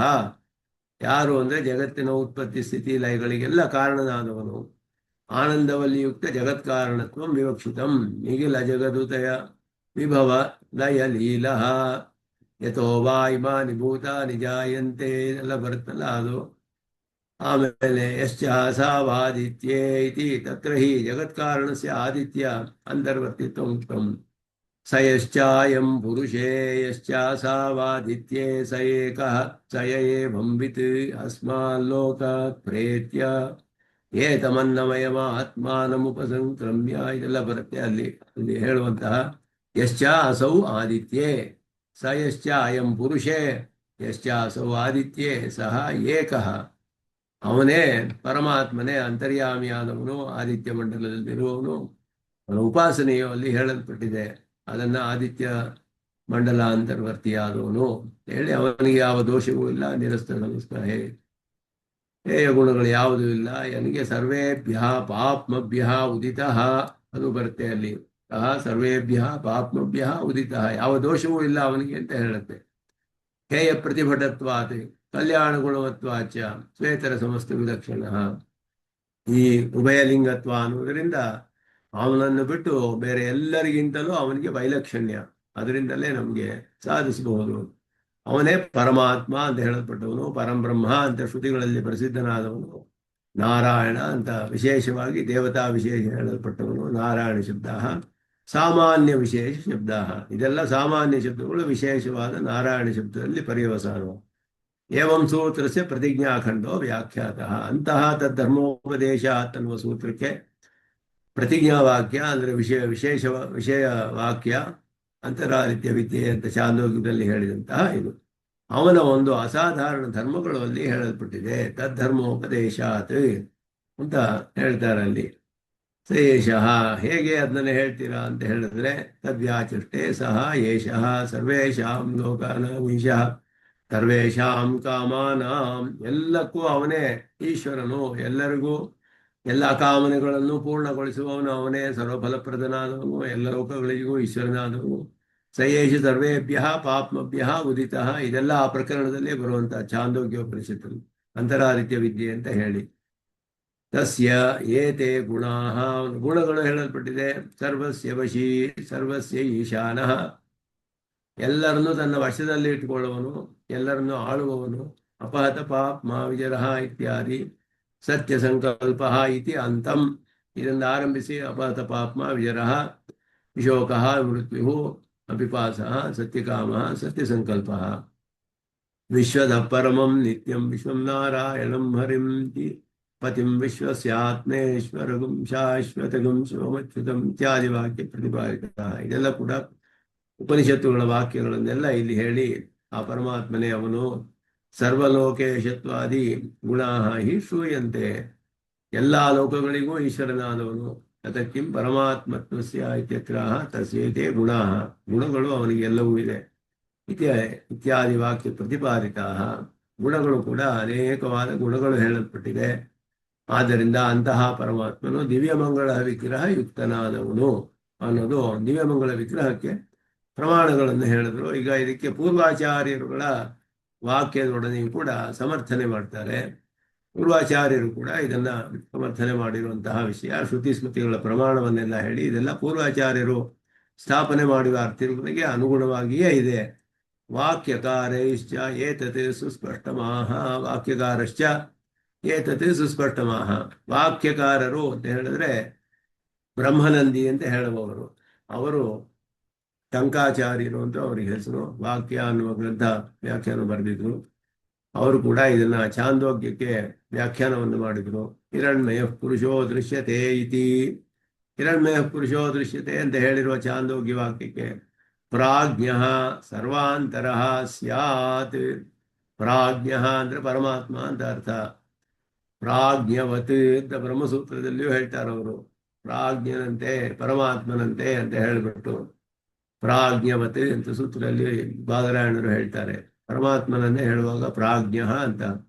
ಸರ್ವಾಂತರ ಎಲ್ಲರಲ್ಲಿಯೂ ಒಳಗಡೆ ಇರುವವನು. ಲೋಕಕಾಮೇಶ ಉಪದೇಶಾತ್ ಸರ್ವೇಷಾಂ ಲೋಕಾನಾಂ ಈ ಸರ್ವೇಷಾಂ ಕಾಮಾನಾಂ ಈಶಃ, ಎಲ್ಲಕ್ಕೂ ಕೂಡ ಅವನೇ ಈಶ್ವರನಾದವನು. ತಥಾ ಉದಯಾತ್ ತಥೋದಯಾತ್ ಪಾಪ್ಮನಾಂ ಸರ್ವೇಭ್ಯ ಪಾಪ್ಮಭ್ಯಃ ಉದಿತಃ. ತಥಾ ಉದಯಾತ್ ಪಾಪ್ಮನಾಂ, ಪಾಪಗಳಿಂದ ಮೇಲಿದ್ದವನು ಅಂದ್ರೆ ಪಾಪಗಳನ್ನು ಮೀರಿದವನು ಅಂದ್ರೆ ಯಾವ ದೋಷವೂ ಇಲ್ಲದವನು ಅಂತ ಅರ್ಥ. ಅಪಹತ ಪಾಪ್ಮತ್ವವು ಹೇಳಲ್ಪಡುತ್ತೆ. ಸರ್ವೇಭ್ಯ ಪಾಪ್ಮಭ್ಯ ಉದಿತಃ ಅಂತ ಶ್ರುತಿ ಹೇಳುತ್ತೆ. ಅದನ್ನ ಇಲ್ಲಿ ಹೇಳ್ತಾರೆ. ವಾಕ್ಯಕಾರಶ್ಚ ಪ್ರಾಜ್ಞಯುಕ್ತೇನ ಬ್ರಹ್ಮಣ ವಿಪಶ್ಚಿತ ಇತ್ಯುಕ್ತಂ ವಿಪಶ್ಚಿತ್ವಂ ಉಕ್ತಂ. ಬ್ರಹ್ಮಣ ವಿಪಶ್ಚಿತ, ವಿಪಶ್ಚಿತ್ ಅಂತ ಹೇಳಿದ್ರೆ ವಿವಿಧಂ ಪಶ್ಯತ್ ಚಿತ್ತತ್ವಂ, ಎಲ್ಲವನ್ನು ಏಕಕಾಲದಲ್ಲಿ ನೋಡು, ಸರ್ವಜ್ಞತ್ವ ಅಂತ ಅರ್ಥ. ಅವನು ಪರಮಾತ್ಮನಿಗೆ ಪ್ರಾಜ್ಞ ಅಂತ ಹೇಳಲ್ಪಟ್ಟಿದೆ. ಸರ್ವಾಂತರ ಅನ್ಯೋಂತರಾತ್ಮಾನಂದಮಯ ಇತ್ಯುಕ್ತಾರ್ಥ ವಿವಕ್ಷಿತ, ಎಲ್ಲಕ್ಕೂ ಆತ್ಮನಾದವನು ಆನಂದಮಯನೇ ಅಂತ ಹೇಳಲ್ಪಡುವಂತಹದ್ದು. ಲೋಕಕಾಮೇಶ ಉಪದೇಶಾತ್, ಲೋಕಕಾಮೇಶತ್ವೋಪದೇಶಾತ್. ಅಥ ಉದಯಾತ್ ಪಾಪ್ಮನಾಂ ಸ ಏಷ ಸರ್ವೇಭ್ಯ ಪಾಪ್ಮಭ್ಯ ಉದಿತಃ. ಇದೆಲ್ಲ ಶ್ರುತಿವಾಕ್ಯಗಳಿಗೆ ಅರ್ಥಗಳನ್ನ ಅವರು ಇಲ್ಲಿ ಹೇಳಿದ್ರು. ಮೊದಲು ವಾಕ್ಯಕಾರರ ವಾಕ್ಯ, ಹಿರಣ್ಮಯ ಪುರುಷೋ ದೃಶ್ಯತೆ ಅಂತ ಹೇಳಿರೋವನು ಬೇರೆ ಯಾರು ಅಲ್ಲ, ಪ್ರಾಜ್ಞನಾದವನು, ಸರ್ವಾಂತರನಾದವನೇ, ಎಲ್ಲವನ್ನು ಆಳುವವನು. ತಸ್ಯ ಚ ರೂಪಸ್ಯ, ಅವನ ರೂಪದ ವಿಷಯ ಹೇಳ್ತಾರೆ. ಈಗ ಅನಿತ್ಯತಾದಿ ವಾಕ್ಯಕಾರೇಣೈವ ಪ್ರತಿಷಿದ್ಧಂ, ಅನಿತ್ಯವಲ್ಲ, ಅದು ನಿತ್ಯವಾದ ರೂಪವಿದೆ ಅವನಿಗೆ. ಪೂರ್ವ ಪಕ್ಷವನ್ನು ಮೊದಲು ಹಾಕೊಳ್ತಾರೆ. ಸ್ಯಾತ್ ರೂಪಂ ಕೃತಕಂ ಅನುಗ್ರಹಾರ್ಥಂ ತಚ್ಚೇತಸಾಂ ಐಶ್ವರ್ಯಾತ್ ಇತಿ. ಚೇತಸಾಂ ಐಶ್ವರ್ಯಾತ್, ಎಲ್ಲರಿಗೂ ಉಪಾಸಕರಿಗೆ ಸುಲಭವಾಗಲಿ ಅಂತ ಹೇಳ್ಬಿಟ್ಟು ಅನುಗ್ರಹಾರ್ಥಂ ಅಂತ ಹೇಳಿದ್ರು. ಸ್ಯಾತ್ ರೂಪಂ ಕೃತಕಂ ಅನುಗ್ರಹಾರ್ಥಂ ತಚ್ಚೇತಸಾಂ ಐಶ್ವರ್ಯಾತ್ ಅಂದ್ರೆ ಉಪಾಸಿತು ವಿವರಿಸ್ತಾರೆ ಭಾಷಿಕಾರರು ಅದನ್ನ. ಅನುಗ್ರಹಾರ್ಥ ಪರಮಪುರುಷಸ್ಯ ರೂಪ ಸಂಗ್ರಹ ಇತಿ ಪೂರ್ವಪಕ್ಷಂ ಕೃತ್ವ. ಇದು ಪೂರ್ವಪಕ್ಷ ಅಂತ ಹೇಳಿದ್ರು. ಕೃತಕವಾದ ರೂಪವಿದೆ ಅವನಿಗೆ. ಯಾಕೆ ಅಂತ ಹೇಳಿದ್ರೆ ಉಪಾಸನಿಗೆ ಅನುಗ್ರಹಿಸಕ್ಕೂ ಕೃತಕವಾದ ರೂಪವನ್ನು ಮಾಡ್ಕೊಳ್ತಾನೆ. ಅದು ಕೃತಕವೇ ಅಲ್ಲ, ಎಂದಿಗೂ ಅವನು ಅಕೃತಕವೇ, ಅವನು ಅಪ್ರಾಕೃತವೇ ಅನ್ನೋದೇ ಸಿದ್ಧಾಂತ. ಆದ್ದರಿಂದ ಇಲ್ಲಿ ಪೂರ್ವ ಪಕ್ಷದಲ್ಲಿ ಕೃತಕವಾದ ರೂಪ ಉಪಾಸಕರಿಗೆ ಅನುಗ್ರಹಿಸಿಕೆ ಅಂದರೆ ರೂಪಂ ವಾ ಅತೀಂದ್ರಿಯಂ ಅಂತಃಕರಣ ಪ್ರತ್ಯಕ್ಷ ನಿರ್ದೇಶಾತ್. ಅಂತಃಕರಣದಿಂದಲೇ ಅವನ ಯೋಗಿಗಳು ಪ್ರತ್ಯಕ್ಷ ಮಾಡ್ಕೊಳ್ತಾರೆ, ಭಕ್ತಿ ಯೋಗಿಗಳು ಸಾಕ್ಷಾತ್ಕಾರ ಮಾಡ್ಕೊಳ್ತಾರೆ. ಆದ್ದರಿಂದ ಅತೀಂದ್ರಿಯವಾದ ರೂಪ ಅವನು. ಯಥಾ ಜ್ಞಾನಾದಯ ಪರಸ್ಯ ಬ್ರಹ್ಮಣ ಸ್ವರೂಪತೆಯ ನಿರ್ದೇಶಾತ್ ಸ್ವರೂಪಭೂತ ಗುಣಾ. ಜ್ಞಾನ ಮೊದಲಾದದೆಲ್ಲ ಅವರಿಗೆ ಜ್ಞಾನ ಬಲೈಶ್ವರ್ಯ ವೀರ ಶಕ್ತಿ ತೇಜಾಂಸಿ ಇಂಥ ಷಾಡ್ಗುಣ್ಯಗಳು ಪರಮಾತ್ಮನಿಗೆ ಸ್ವರೂಪ ಅಂತಾನೆ ಹೇಳಲ್ಪಟ್ಟಿದೆ. ಅವನಿಗೆ ಜಾಸ್ತ್ಯಂ ಜ್ಞಾನಮನಂತಂ ಬ್ರಹ್ಮ ಅನ್ನೋದು ಅವನ ಸ್ವರೂಪವನ್ನು ತಿಳಿಸೋದು. ಪರಮಾತ್ಮನ ಸ್ವರೂಪದ ಅಸಾಧಾರಣವಾದ ಧರ್ಮಗಳು ಸತ್ಯಂ ಜ್ಞಾನಮನಂತಂ ಬ್ರಹ್ಮ ಅನ್ನುವ ಶ್ರುತಿ ಹೇಳುತ್ತೆ. ಜ್ಞಾನಂ ಬ್ರಹ್ಮ ಅಂತ ಹೇಳ್ತು. ಇದೆಲ್ಲ ಕೂಡ ಅವನ ಸ್ವರೂಪವಾಗಿ ಸ್ವರೂಪವೇ ಜ್ಞಾನ ಸ್ವರೂಪ. ಜ್ಞಾನ ಗುಣಕವೂ ಇದೆ ಅವನಿಗೆ, ಎರಡನ್ನೂ ತಿಳಿಸುತ್ತೆ. ಅದು ಸ್ವರೂಪಭೂತವಾದ ಗುಣಗಳು, ಅದು ಅವನಿಗೆ ಸ್ವರೂಪವನ್ನ ನಿರೂಪಣೆ ಮಾಡುವಂತಹ ಸ್ವರೂಪ ನಿರೂಪಕ ಧರ್ಮಗಳು, ಅದೆಲ್ಲ ಹೇಳಲ್ಪಟ್ಟಿದೆ. ಅದೇ ರೀತಿ ತಥಾ ಇದಮಪಿ ರೂಪಂ, ಅದೇ ರೀತಿ ಅವನ ದಿವ್ಯಮಂಗಳ ವಿಗ್ರಹವು ಕೂಡ ಶ್ರುತ್ಯ ಸ್ವರೂಪತೆಯ ನಿರ್ದೇಶ ಸ್ವರೂಪಭೂತಮಿತ್ಯರ್ಥ. ಶ್ರುತಿಯು ಒಂದು ರೂಪವನ್ನು ಅವನಿಗೆ ಹೇಳಿದೆ, ಅಸಾಧಾರಣವಾದ ಧರ್ಮ, ಅದು ಅವನಿಗೆ ಸ್ವರೂಪ ನಿರೂಪಕ ಧರ್ಮ ಅಂತಾನೆ ಹೇಳಬಹುದು. ಹಾಗೆಯೇ ಶ್ರುತಿ ಹೇಳುತ್ತೆ, ರೂಪವೂ ಇದೆ ಅವನಿಗೆ, ಒಂದು ನಿತ್ಯವಾದ ರೂಪವಿದೆ. ಎಲ್ಲ ಅವಸ್ಥೆಗಳಲ್ಲಿಯೂ ಆ ರೂಪದೊಡನೆ ಇರ್ತಾನೋ ನಮಗೆ ತಿಳಿದೇ ಇರಬಹುದು, ಆದರೆ ಅವನ ರೂಪವು ನಿತ್ಯವಾದ್ದರಿಂದ ಎಲ್ಲ ಅವಸ್ಥೆಗಳಲ್ಲೂ ಇದ್ದೇ ಇರುತ್ತೆ ಅವನ ರೂಪ. ಅದನ್ನ ಭಾಷ್ಯಕಾರೇಣ ಏತದ್ವ್ಯಾಖ್ಯಾತಂ. ಇದು ಬರಿತಾ ಇರೋರೇ ಭಾಷ್ಯಕಾರರು. ಅವರು ಭಾಷ್ಯಕಾರೇಣ ಅಂತ ಹೇಳ್ಬೇಕಾದ್ರೆ ಅವರು ಹಿಂದೆ ಇದ್ದ ಒಬ್ರು ಭಾಷ್ಯಕಾರರಿಗೆ ಹೇಳ್ತಾ ಇದ್ದಾರೆ. ಅವರು ಭಾಷ್ಯ ಅನ್ನುವ ಗ್ರಂಥ ಬರೆದಿದ್ರು, ದ್ರವಿಡಾಚಾರ್ಯರು ಅಂತ ಹೇಳ್ಬಿಟ್ಟು ಅವರ ಹೆಸರು. ದ್ರವಿಡಾಚಾರ್ಯರು ಭಾಷ್ಯ ಅನ್ನುವ ಒಂದು ಗ್ರಂಥ ಬರೆದಿದ್ರು. ಆದ್ದರಿಂದ ದ್ರವಿಡಾಚಾರ್ಯರನ್ನ ರಾಮಾನುಜರು ಭಾಷ್ಯಕಾರರು ಅಂತ ಹೇಳ್ತಾರೆ. ಇಲ್ಲಿ ಭಾಷ್ಯಕಾರೇಣ ಏತದ್ ವ್ಯಾಖ್ಯಾತ. ಈ ವಾಕ್ಯ ಗ್ರಂಥದ ಈ ವಾಕ್ಯವನ್ನ ಟಂಕಾಚಾರ್ಯರ ನಂತರ ಇದ್ದ ದ್ರವಿಡಾಚಾರ್ಯರು ಅನ್ನುವ ಆಚಾರ್ಯರು ತಮ್ಮ ಭಾಷ್ಯ ಅನ್ನುವ ಗ್ರಂಥದಲ್ಲಿ ಇದನ್ನ ವಿವರಿಸಿದ್ದಾರೆ. ಅದನ್ನ ಇಲ್ಲಿ ಭಾಷ್ಯಕಾರರು ತೆಗೆದು ನಮಗೆ ತೋರಿಸ್ತಾ ಇದ್ದಾರೆ. ನಮ್ಮ ಭಾಷ್ಯಕಾರರು ರಾಮಾನುಜರು ಅಂಜಸೈವ ವಿಶ್ವಸೃಜೋ ರೂಪಂ ತತ್ವನ ಚಕ್ಷುಷಾ ಗ್ರಾಹ್ಯಂ. ಮನಸಾತು ಅಕಲುಷೇಣ ಸಾಧನಾಂತರವತ ಗೃಹ್ಯತೆ. ಇದಕ್ಕೆಲ್ಲ ವಿವರಣೆಯನ್ನ ಹೇಳ್ತಾರೆ. ಸ್ವರೂಪ ನಿರೂಪಕತೆಯ ಇದರ ಸುದರ್ಶನ ಸೂರಿಗಳ ವ್ಯಾಖ್ಯಾನ. ಆದಿತ್ಯ ಅಂತರ್ವರ್ತಿನಃ ರೂಪವತ್ವಾತ್ ಜೀವಾತ್ಮ ಜೀವ ಜೀವತ್ವಂ ಆಶಂಕ್ಯ ರೂಪಸ್ಯ ಅಪ್ರಾಕೃತತ್ವಾತ್ ಪರಮಾತ್ಮತ್ವಂ ಸಿದ್ಧಾಂತಿತಂ ಅಂತಃ ಇತ್ಯಾದಿ ಸೂತ್ರೆ ವಾಕ್ಯಕಾರ ಗ್ರಂಥೆ. ಆದಿತ್ಯನ ಒಳಗಡೆ ಇರೋದ್ರಿಂದ ಅವನಿಗೂ ಒಂದು ಜೀವತ್ವವೇ, ಅವನು ಕರ್ಮವಶ್ಯನಾದವನೇ. ಆದಿತ್ಯ ಮಂಡಲದಲ್ಲಿ ಇರುವ ಪುರುಷೋ ದೃಶ್ಯತೆ ಅಂತ ಹೇಳಿದ್ರೆ ಅವನು ಒಬ್ಬ ಜೀವಾತ್ಮನೇ, ಕರ್ಮವಶ್ಯನಾದವನೇ ಅಂತ ಹೇಳಿದ್ರೆ ಅವನ ಅಪ್ರಾಕೃತವಾದ ರೂಪ, ಅವನು ಪರಮಾತ್ಮನೇ ಅನ್ನೋದನ್ನ ಸಿದ್ಧಾಂತ. ರೂಪಸ್ಯ ಅನಿತ್ಯತ್ವ ಪ್ರಾಕೃತತ್ವ ಶಂಕಾ ವ್ಯಾವೃತ್ಯರ್ಥಂ ತಸ್ಯ ಚ. ಅನಿತ್ಯವೂ ಅಲ್ಲ, ಪ್ರಾಕೃತವೂ ಅಲ್ಲ, ಅಪ್ರಾಕೃತವಾದ ನಿತ್ಯವಾದ ರೂಪ. ಪೂರ್ವಪಕ್ಷವನ್ನ ಇಲ್ಲಿ ಸ್ಯಾತ್ ರೂಪಂ ಅಂತ ಹೇಳಿ ಚೇತಸಾಂ ಉಪಾಸಕಾನಾಂ ಅನುಗ್ರಹಾರ್ಥಂ ಸ್ವತಂತ್ರ ಶಕ್ತಿಯ ರೂಪಂ ಕೃತಕಂ ಸ್ಯಾತ್ ಇತ್ಯರ್ಥ. ಕೃತಕವಾಗಿರಬಹುದು, ಅವನ ಸ್ವತಂತ್ರ ಶಕ್ತಿಯಿಂದ ಕೃತಕವಾದ ರೂಪ ಮಾಡ್ಕೊಳ್ತಾನೆ ಉಪಾಸಕರಿಗೆ ಅನುಗ್ರಹ ಮಾಡಿಕೆ ಅಂದ್ರೆ ಕೃತಕವಲ್ಲ, ನಿತ್ಯವಾದ ಅಪ್ರಾಕೃತವಾದ ರೂಪವೇ.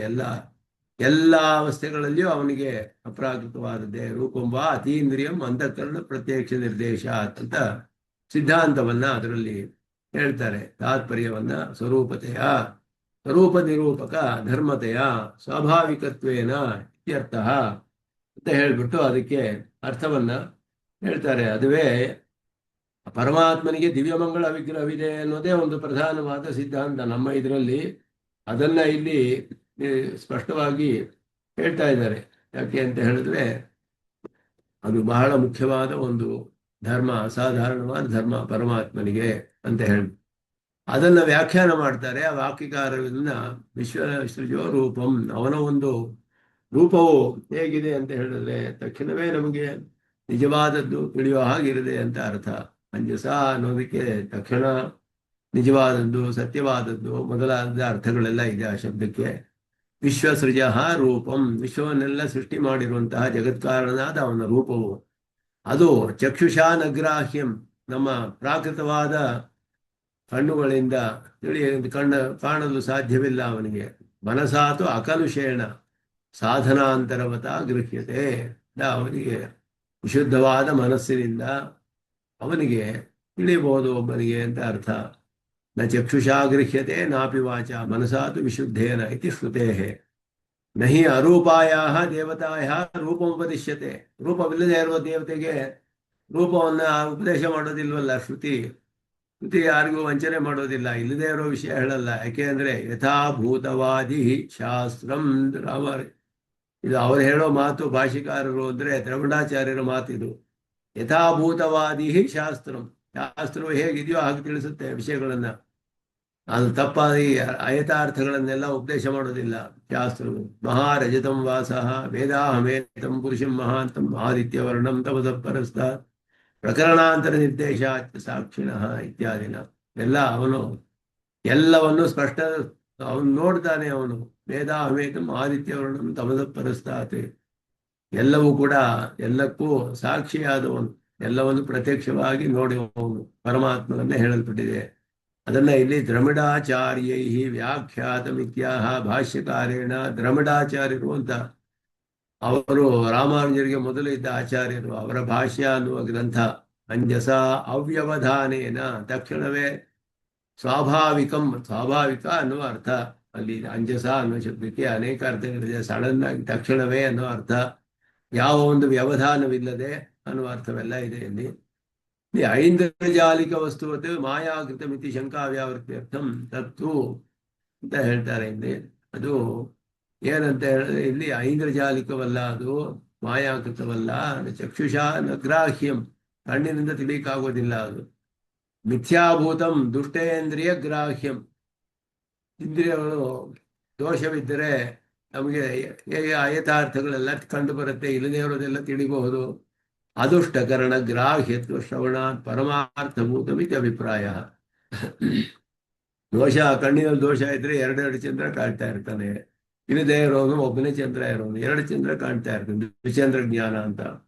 ಆದರೆ ಯಾವ ದೋಷವೂ ಇಲ್ಲದ ಮನಸಾತು ವಿಶುದ್ಧೇನ, ಪರಿಶುದ್ಧವಾದ ಮನಸ್ಸಿನಿಂದ ಅವನು ತಿಳಿಯಬಹುದು ಅವನನ್ನ ಅಂತ ಹೇಳಿರೋದ್ರಿಂದ ಅವನಿಗೆ ಅದು ಪರಮಾರ್ಥಭೂತವಾದ ಮಿಥ್ಯೆಯಲ್ಲ. ಪಾರಮಾರ್ಥ್ಯಮೇವ ಉಪಪಾದಯತಿ ನಹಿ ಹೇಳಿ. ಅರೂಪಾಯ ದೇವತಾಯ ರೂಪಂ ನ ಉಪದಿಶ್ಯತೆ. ರೂಪವಿಲ್ಲದೆ ಇರೋ ದೇವತೆಗೆ ರೂಪ ಹೇಳುವುದಿಲ್ಲ ಶ್ರುತಿ. ಯಾಕೆ ಅಂದರೆ ಯಥಾಭೂತವಾದಿ ಶಾಸ್ತ್ರ. ಅರೂಪಾಯ ರೂಪೋಪದೇಶ ಕಥಂ ಯಥಾಭೂತವಾದಿ ಶಾಸ್ತ್ರ. ಶಾಸ್ತ್ರವು ಹೇಗಿದೆಯೋ ಹಾಗೆ ತಿಳಿಸುತ್ತೆ. ಆ ಶಾಸ್ತ್ರವೇ ಹೇಳುತ್ತೆ ವೇದಾಹಮೇತಂ ಪುರುಷಂ ಮಹಾಂತಂ ಆದಿತ್ಯವರ್ಣಂ ಅಂತ ಹೇಳಿದಾಗ ಆದಿತ್ಯವರ್ಣ ಅವನಿಗೆ ಹೇಳಲ್ಪಟ್ಟಿದೆ. ಇದೆಲ್ಲವೂ ಕೂಡ ಭಾಷ್ಯಕಾರೇಣ ವ್ಯಾಖ್ಯಾತಂ ಇತಿ ಅನ್ವಯ. ದ್ರವಿಡಾಚಾರ್ಯರು ಇದನ್ನೆಲ್ಲ ವ್ಯಾಖ್ಯಾನ ಮಾಡಿದ್ದಾರೆ. ಅದಕ್ಕೆ ಅರ್ಥವನ್ನ ಈ ಛಾಂದೋಗ್ಯೋಪನಿಷತ್ತಿನ ಅಂತರಾದಿತ್ಯ ವಿದ್ಯೆ ಅನ್ನುವ ವಾಕ್ಯಗಳಿಗೆ ವಾಕ್ಯಕಾರರು, ಆ ವಾಕ್ಯಕಾರರ ವಾಕ್ಯಗಳಿಗೆ ಭಾಷ್ಯಕಾರರು ದ್ರವಿಡಾಚಾರ್ಯರು ಅವರು ವ್ಯಾಖ್ಯಾನ ಮಾಡಿರೋದ್ರಿಂದ ರಾಮಾನುಜರು ನಮಗೆ ಎರಡನ್ನು ತೆಗೆದು ಇಲ್ಲಿ ತೋರಿಸ್ತಾರೆ. ಪ್ರಮಾಣವಾಗಿ ಪೂರ್ವಾಚಾರ್ಯರುಗಳಿಂದ ಈ ರೀತಿ ವ್ಯಾಖ್ಯಾನ ಮಾಡಲ್ಪಟ್ಟಿದೆ ಅಂತ ಹೇಳಿ ಅವರದೇ ಮುಂದೆ ಬರೆಸ್ತಾರೆ. ಇಲ್ಲಿ ಹಿರಣ್ಮಯ ಇತಿ ರೂಪಸಾಮಾನ್ಯ ಚಂದ್ರಮುಖವತ್. ಹಿರಣ್ಮಯ ಪುರುಷೋ ದೃಶ್ಯತೆ ಅಂತ ಹೇಳಿದ್ರೆ, ಹಿರಣ್ಮಯ ಅಂತ ಹೇಳಿದ್ರೆ ಏನು ಅಂದ್ರೆ ರೂಪಸಾಮ್ಯ ಅಂದ್ರೆ ಚಂದ್ರಮುಖವತಿ ಅಂತ ಹೇಳಿದ್ರು. ಎಲ್ಲದರಲ್ಲೂ ದೃಷ್ಟಾಂತ ಎಲ್ಲಕ್ಕೂ ಸಮಾನವಾಗಿರೋದಿಲ್ಲ. ಆ ತೇಜಸ್ಸು ಅನ್ನೋದು ಹೇಳಲ್ಪಡುತ್ತೆ ಅಷ್ಟೇ. ನಮಯಡತ್ರ ವಿಕಾರಮಾದಾಯ ಪ್ರಯುಜ್ಯತೆ ಅನಾರಭ್ಯತ್ವಾದ ಆತ್ಮನಃ. ಹಿರಣ್ಮಯ ಅಂದ್ರೆ ಹಿರಣ್ಯದ ವಿಕಾರವೇ ಅಂತ ಅರ್ಥ ಬರುತ್ತೆ. ಆನಂದಮಯ ಮಯಟ್ಟೆಲ್ಲ ಹೇಗೆ ಅಲ್ಲಿಂದ ಪ್ರಾಚುರ್ಯಾರ್ಥ, ಅಲ್ಲಿ ವಿಕಾರಾರ್ಥವಿಲ್ಲ. ಮಯಟ್ ಪ್ರತ್ಯಯಕ್ಕೆ 3 ಅರ್ಥ ಬರುತ್ತೆ: ಸ್ವಾರ್ಥ, ಪ್ರಾಚುರ್ಯಾರ್ಥ, ವಿಕಾರಾರ್ಥ ಅಂತ ಹೇಳಿ. ಅದರಲ್ಲಿ ಯಾವ ಅರ್ಥವನ್ನು ಎಲ್ಲಿ ತೆಗೆದುಕೊಳ್ಬೇಕು, ಪ್ರಕರಣಕ್ಕೂ ಯಾವ ವಸ್ತುವನ್ನು ನಿರ್ದೇಶ ಮಾಡಿ ಶಬ್ದಗಳು ಉಪಯೋಗಿಸಲ್ಪಟ್ಟಿದೆ ಅದಕ್ಕೆ ಅನುಗುಣವಾಗಿ ತಗೊಳ್ಬೇಕು. ಅನ್ನಮಯ ಅಂತ ಹೇಳಿದ್ರೆ ಅದು ಅನ್ನಮಯ ಅನ್ನೋದು ಶರೀರವನ್ನು ತಿಳಿಸುತ್ತೆ. ಅನ್ನದ ವಿಕಾರ ಶರೀರ. ಊಟ ಮಾಡಿದ್ರೆ ಶರೀರ ಬೆಳೆಯೋದು, ಅನ್ನದ ವಿಕಾರವೇ ಶರೀರ ಅಂತ ಹೇಳಲ್ಪಡುತ್ತೆ. ಅನ್ನಮಯ ಅಂತ ಹೇಳಲ್ಪಟ್ಟಿದೆ. ಪ್ರಾಣಮಯ ಅಂದ್ರೆ ಪ್ರಾಣದ ವಿಕಾರವಲ್ಲ, ಅಥವಾ ಪ್ರಾಣ ಅಧಿಕವಾಗಿದೆ ಅಂತ ಅರ್ಥವಲ್ಲ, ಪ್ರಾಣವೇ ಅಂತಾನೆ ಅರ್ಥ. ಸ್ವಾರ್ಥ ಅಂತ ಅಲ್ಲಿ ಮಯಟ್ ಪ್ರತ್ಯಯಕ್ಕೆ. ಆನಂದಮಯ ಅಂತ ಹೇಳಿದ್ರೆ ಆನಂದದ ಪ್ರಾಚುರ್ಯ, ಅತ್ಯಧಿಕವಾದ ನಿರತಿಶಯ ಆನಂದ ಸ್ವರೂಪನಾದವನು ಅಂತ ಅರ್ಥ, ಪ್ರಾಚುರ್ಯ ಅರ್ಥ. ಹೀಗೆ ಒಂದೇ ಪ್ರಕರಣದಲ್ಲಿ ಬೇರೆ ಬೇರೆ ಅರ್ಥಗಳು ಆ ಮಯಟ್ ಅನ್ನುವ ಪ್ರತ್ಯಯಕ್ಕೆ ಮಯ ಅಂತ ಬರುತ್ತೆ. ಆನಂದ, ಪ್ರಾಣಮಯ, ಅನ್ನಮಯ, ಆನಂದಮಯ, ಆ ರೀತಿ ಅರ್ಥಗಳನ್ನ, ಆ ವಸ್ತುಗಳನ್ನ ಯಾವ ಪದಾರ್ಥಕ್ಕೆ ಅದು ನಿರ್ದೇಶ ಮಾಡಿದೆ ಅದೆಲ್ಲ ಇಟ್ಕೊಂಡು ಅರ್ಥವನ್ನು ನಾವು ಅರ್ಥ ಮಾಡ್ಕೊಳ್ಬೇಕು ಅದಕ್ಕೆ. ಆದ್ದರಿಂದ ನಿತ್ಯನಾದ ಆತ್ಮನಿಗೆ ವಿಕಾರವನ್ನು ಹೇಳಕ್ಕಾಗುವುದಿಲ್ಲ ಮಯಟ್ ಪ್ರತ್ಯಯದಿಂದ. ಯಥಾ ಜ್ಞಾನಾದಿ ಕಲ್ಯಾಣ ಗುಣಾನಂತ್ಯ ನಿರ್ದೇಶಾತ್ ಅಪರಿಮಿತ ಕಲ್ಯಾಣ ಗುಣವಿಶಿಷ್ಟಂ ಪರಂ ಬ್ರಹ್ಮ ಇತ್ಯವಗಮ್ಯತೆ. ಜ್ಞಾನ ಮೊದಲಾದ ಕಲ್ಯಾಣ ಗುಣಗಳು ಅನಂತವಾಗಿದೆ ಅಂತ ಹೇಳಿರೋದ್ರಿಂದ ಅಪರಿಮಿತ ಕಲ್ಯಾಣ ಗುಣವಿಶಿಷ್ಟನಾದವನು ಪರಬ್ರಹ್ಮ ಅಂತ ಹೇಗೆ ತಿಳಿದು ಬರುತ್ತೋ ಹಾಗೆಯೇ ಆದಿತ್ಯವರ್ಣಂ ಪುರುಷಂ ಇತ್ಯಾದಿ ನಿರ್ದೇಶಾತ್ ಸ್ವಾಭಿಮತ ಸ್ವಾನುರೂಪ ಕಲ್ಯಾಣತಮ ರೂಪ ಪರಬ್ರಹ್ಮಭೂತ ಪುರುಷೋತ್ತಮ ನಾರಾಯಣ ಇತಿ ಜ್ಞಾಯತೆ. ಅದರಿಂದ ಅವನಿಗೆ ಅಭಿಮತವಾದ, ಅನುರೂಪವಾದ, ಕಲ್ಯಾಣತಮವಾದ, ಮಂಗಳಕರವಾದ ರೂಪವನ್ನು ಉಳ್ಳವನು ಪರಬ್ರಹ್ಮನಾದ ಪುರುಷೋತ್ತಮನೇ, ನಾರಾಯಣನೇ ಅಂತ ನಮಗೆ ಆದಿತ್ಯವರ್ಣಂ ಪುರುಷಂ ಮೊದಲಾದ ಪ್ರಮಾಣಗಳು ತಿಳಿಸುತ್ತೆ. ಅದೇ ರೀತಿಯಲ್ಲಿ ಈಗ ಶ್ರೀ ವಿಶಿಷ್ಟತ್ವವನ್ನು ಹೇಳ್ತಾರೆ. ಅಸ್ಯೇಶಾನ ಜಗತೋ ವಿಷ್ಣು ಪತ್ನಿ. ಅಸ್ಯ ಈಶಾನ ಜಗತಃ, ಅಸ್ಯ ಜಗತಃ ಈಶಾನ ವಿಷ್ಣು ಪತ್ನಿ. ಶ್ರೀಶ್ಯತೆ ಲಕ್ಷ್ಮೀಶ್ವ ಪತ್ನ್ಯೋ ಸದಾ ಪಶ್ಯಂತಿ ಸೂರ್ಯಃ ತಮಸಃ ಪರಸ್ತಾತ್ ಕ್ಷಯಂತಮಸ್ಯ ರಜಸಃ ಪರಾಕೆ ಇತ್ಯಾದಿನ ಪತ್ನಿ ಪರಿಜನ ಸ್ಥಾನಾದೀನಾಂ ನಿರ್ದೇಶಾದೇವ ತಥೈವ ಸಂತಿ ಇತಿ ಅವಗಮ್ಯತೆ. ಯಥಾಹ ಭಾಷ್ಯಕಾರಃ ಯಥಾಭೂತವಾದಿ ಶಾಸ್ತ್ರಂ. ಶಾಸ್ತ್ರವು ಹೇಗಿದೆಯೋ ಹಾಗೆ ತಿಳಿಸುತ್ತೆ. ಶಾಸ್ತ್ರವು ಇದನ್ನೆಲ್ಲ ನಮಗೆ ತಿಳಿಸುತ್ತೆ. ಅವನಿಗೆ ಪತ್ನಿಯೂ ಇದ್ದಾಳೆ, ಪತ್ನಿಯ ವಿಷಯವೂ ಹೇಳಲ್ಪಟ್ಟಿದೆ. ಪರಿಜನರು ಇದ್ದಾರೆ. ಸದಾ ಪಶ್ಯಂತಿ ಸೂರ್ಯ, ನಿತ್ಯ ಸೂರ್ಯಗಳಿದ್ದಾರೆ, ಮುಕ್ತರಿದ್ದಾರೆ. ಎಲ್ಲ ಸ್ಥಾನವೂ ಇದೆ. ಕ್ಷಯಂತಮಸ್ಯ ರಜಸಪ್ಪರಾಕೆ ಕ್ಷಿ ಗತಿವಾಸಯೋ ಅಂತ, ಗತಿ ನಿವಾಸಯೋ ಕ್ಷಿ ಅನ್ನೋ ಧಾತು. ಕ್ಷಯಂತಮ್ ಅಂದ್ರೆ ಅಲ್ಲಿ ಮಲಗಿರೋ, ವಾಸ ಮಾಡುವನು ಅಂತ ಅರ್ಥ. ರಜಸಃ ಅಂದ್ರೆ ಸತ್ವರಜಸ್ತಮಸ್ಸುಳ್ಳ ತ್ರಿಗುಣಾತ್ಮಕವಾದ ಪ್ರಾಕೃತ ಲೋಕಕ್ಕಿಂತ ಆಚೆ ಇರುವಂತಹ ಪರಮಪದ ಅನ್ನುವ ಸ್ಥಾನದಲ್ಲಿ ವಾಸ ಮಾಡ್ತಾನೆ ಪರವಾಸುದೇವನು. ಅವನ ಸ್ಥಾನವು ಹೇಳಲ್ಪಟ್ಟಿದೆ. ಸದಾ ಪಶ್ಯಂತಿ ಸೂರ್ಯ, ನಿತ್ಯ ಸೂರ್ಯಗಳು ಪರಿಜನರು ಹೇಳಲ್ಪಟ್ಟಿದ್ದಾರೆ. ಪತ್ನಿ ಪರಿಜನ ಸ್ಥಾನ ಇದೆಲ್ಲವೂ ಕೂಡ ಶ್ರುತಿ ಹೇಳಿರೋದ್ರಿಂದ ಎಲ್ಲವೂ ಸತ್ಯವೇ, ಪರಮಾರ್ಥದೇ. ಯಾಕೆ ಅಂದರೆ ಯಥಾಭೂತವಾದಿ ಶಾಸ್ತ್ರವು ಹೇಗಿದೆಯೋ ಅದಕ್ಕೆ ಅನುಗುಣವಾಗಿ ಎಲ್ಲವನ್ನು ತಿಳಿಸುತ್ತೆ. ಆದ್ದರಿಂದ ಹಿರಣ್ಮಯ ಅನ್ನೋದು ವಿಕಾರವಾಚಿ ಶಬ್ದ ಶ್ರವಣಾದಿ ಕೃತಕಂ ರೂಪಮಿತಿ ಶಂಕಾವ್ಯಾವೃತ್ಯರ್ಥಂ. ಹಿರಣ್ಯದ ವಿಕಾರವೇ ಅಂತ ಹೇಳಿದ್ರೆ ಕೃತಕವಾದ ರೂಪವೇ ಅಂತ ಹಾಗಲ್ಲ, ಅಪ್ರಾಕೃತವಾದ ರೂಪ. ಔಜ್ವಲ್ಯಂ ರೂಪ್ಯ ಅಂದ್ರೆ ಚಿನ್ನಕ್ಕೆ ರೂಪ್ಯ, ಬೆಳ್ಳಿಗೆ ಹೇಳ್ತೀವಿ ರೂಪ್ಯ ಅಂತ ಹೇಳಿ. ರೂಪ್ಯ ಅಂದ್ರೆ ಬೆಳ್ಳಿ. ರೂಪ ಅನ್ನೋದು ಒಂದು ಔಜ್ವಲ್ಯವನ್ನು ತಿಳಿಸುತ್ತೆ. ಇಲ್ಲಿ ಹಿರಣ್ಯ ರೂಪ ಅಂತ ಹೇಳಿದ್ರೆ ಅದರಂತೆ ಉಜ್ವಲವಾದ ತೇಜಸ್ಸುಳ್ಳವನು ಅಂತ ಅರ್ಥ ಅಷ್ಟೇ. ಅದಕ್ಕೆ ಉದಾಹರಣೆ ಆ ತೇಜಸ್ಸಿಗೆ ಆ ರೀತಿ ಹೇಳಲ್ಪಟ್ಟಿದೆ. ಭಾಷ್ಯ ಗ್ರಂಥಂ ನಮ್ಮ ಹೇಳತ್ರ ವಿಕಾರಂ ಅದಾಯ ವಿಕಾರಾರ್ಥಂ ಅಂಗೀಕೃತ್ಯ ಅನಾರಭ್ಯತ್ವಾದ ಆತ್ಮನಃ ವಿಗ್ರಹ ವಿಶಿಷ್ಟಸ್ಯ ಆತ್ಮನಃ ಅನಾರಭ್ಯತ್ವಾದ. ವಿಗ್ರಹ ವಿಶಿಷ್ಟನಾದ ಪರಮಾತ್ಮನು ನಿತ್ಯನಾದವನು, ಆದ್ದರಿಂದ ಅವನಿಗೆ ಒಂದು ಆದಿ ಅನ್ನೋದು ಇಲ್ಲ. ಆದ್ದರಿಂದ ಅದು ನಿತ್ಯನಾದ ಪರಮಾತ್ಮನ ತಿಳಿಸುತ್ತೆ. ವಿಕಾರ ಅನ್ನೋದು ಇಲ್ಲ ಅವನಿಗೆ. ಅವಿಕಾರಾಯ ಶುದ್ಧಾಯ ನಿತ್ಯಾಯ ಪರಮಾತ್ಮನೇ. ಪರಾಶರರು ಪರಮಾತ್ಮನ ವಿಷಯವನ್ನೇ ಹೇಳೋ, ಯಾರು ಜಗತ್ಕಾರಣನು ವಿಷ್ಣು ಅಂತ ಹೇಳಿದಾಗ ಸೋಹಮಿಚ್ಛಾಮಿ ಧರ್ಮಜ್ಞ ಮತ್ತು ಶ್ರೋತುಂ ಸ್ವತಃ, ಯಾರಿಂದ ಜಗತ್ತು ಉಂಟಾಯಿತು, ಯಾರ ಸ್ಥಿತಿ ಲಯಗಳಿಗೆಲ್ಲ ಯಾರು ಕಾರಣ, ಜನ್ಮಯಂಚ ಜಗಚ್ಚ ಸರ್ವಂ ಯತಶ್ಚೈತಚ್ಚರಾಚರಂ ಎಲ್ಲವನ್ನು ಅವ್ರು ಕೇಳ್ತಾರೆ. ಲಯವೇ ಶ್ರುತಿ ಎತ್ರ, ಎಲ್ಲಿ ಹೋಗಿ ಸೇರುತ್ತೆ ಎಲ್ಲವೂ ಎಲ್ಲ ಕೇಳಿದಾಗ ಅವರು ಆರಂಭಿಸಕ್ಕೆ ಮೊದಲು ವಿಷ್ಣುವಿಗೆ ನಮಸ್ಕಾರಗಳನ್ನೆಲ್ಲ ಮಾಡ್ತಾರೆ. ಪರಮಾತ್ಮನಿಗೆ ನಮಸ್ಕಾರ ಮಾಡಿ ವಿಷ್ಣು ಸಕಾಶಾದ್ ಉದ್ಭೂತಂ ಅಂತ. ಅದಕ್ಕೆ ಮೊದಲು ಅವಿಕಾರಾಯ ಶುದ್ಧಾಯ ಅಂತ ಹೇಳಿ ಆರಂಭಿಸ್ತಾರೆ. ಪರಮಾತ್ಮನಿಗೆ ಸ್ತೋತ್ರ ನಮಸ್ಕಾರಗಳನ್ನೆಲ್ಲ ಮಾಡಿ ಆಮೇಲೆ ಆರಂಭಿಸ್ತಾರೆ ಉಪದೇಶವನ್ನ. ಮೊದಲು ಭಗವಂತನಿಗೆ ನಮನಗಳು. ಮತ್ತೆ ಅವಿಕಾರಾಯ ಮೊದಲ ಶಬ್ದವೇ ಅದು, ವಿಕಾರವಿಲ್ಲದವನು ಅಂತ ಹೇಳಿ ಅದೆಲ್ಲ ಇಲ್ಲಿ ಹೇಳ್ತಾರೆ. ಇಲ್ಲಿ ಪೂರ್ವಂ ರೂಪಂ ಭಾತಿ ಇಂದ್ರಿಯಂ ಇತ್ಯಾದಿ ವಾಕ್ಯೋಪಾದಾನೆ ಸಂಗ್ರಹೇಣ ಉಕ್ತಮರ್ಥಂ ಭಾಷ್ಯ ಗ್ರಂಥಾನಂತರಂ ವಿಸ್ತರೇಣ ಯಥಾ. ಅದುವೇ ಅತೀಂದ್ರಿಯವಾದ ರೂಪವಿದೆ. ಕಲ್ಯಾಣತಮ ರೂಪ ತೇನ ತತ್ತೇ ಕಲ್ಯಾಣತಮಂ ರೂಪಂ ಪಶ್ಯಾಮಿ ಹೊಸಾವಸೌ ಪುರುಷಃ ಸೋಹಮಸ್ಮಿ ಈಶಾವಾಸ್ಯ ಉಪನಿಷತ್ತಿನಲ್ಲಿ ಯತ್ತೇ ಕಲ್ಯಾಣತಮಂ ರೂಪಂ ತತ್ತೇ ಪಶ್ಯಾಮಿ ಯೋಸಾವಸೌ ಪುರುಷಃ ಸೋಹಮಸ್ಮಿ ಅಂತ ಮಂತ್ರದಲ್ಲಿ ಕಲ್ಯಾಣತಮವಾದ ರೂಪವಿದೆ ಅವನಿಗೆ ಹೇಳಲ್ಪಟ್ಟಿದೆ. ಆದಿತ್ಯವರ್ಣಂ ಶ್ರುತಿ ಪುರುಷ ವಿಷಯ ಪುರುಷೋತ್ತಮ ಶಬ್ದ. ಆದಿತ್ಯವರ್ಣಂ ತಮಸಪರಸ್ತಾತ್ ಪುರುಷನ ವಿಷಯ. ಅಂತರಾದಿತ್ಯ ಪುರುಷೋ ದೃಶ್ಯತೆ ಅಂತ ಹೇಳಿರೋದ್ರಿಂದ ಅದು ಪುರುಷನ ವಿಷಯವಾದ್ದರಿಂದ ಪುರುಷೋತ್ತಮ ಅಂತ ಹೇಳಿದ್ರು. ಪುರುಷೋತ್ತಮ ಸಯೇವ ಬ್ರಹ್ಮ ಇತಿ ದರ್ಶಯಿತು ಪರಬ್ರಹ್ಮ ಶಬ್ದ.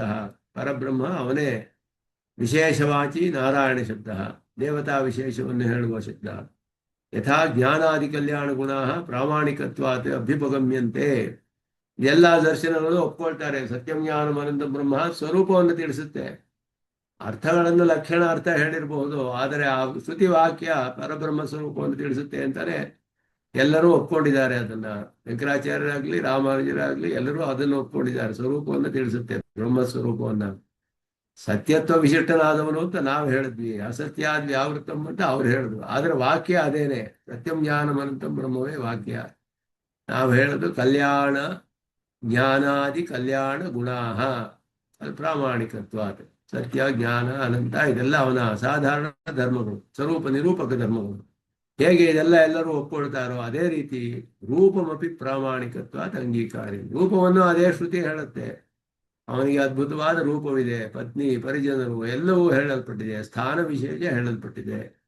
ಆದ್ದರಿಂದ ಏವಂ ವಾಕ್ಯಕಾರ ಭಾಷ್ಯಕಾರ ಗ್ರಂಥಯೋ ದಿವ್ಯ ರೂಪ ಸಮರ್ಥನ.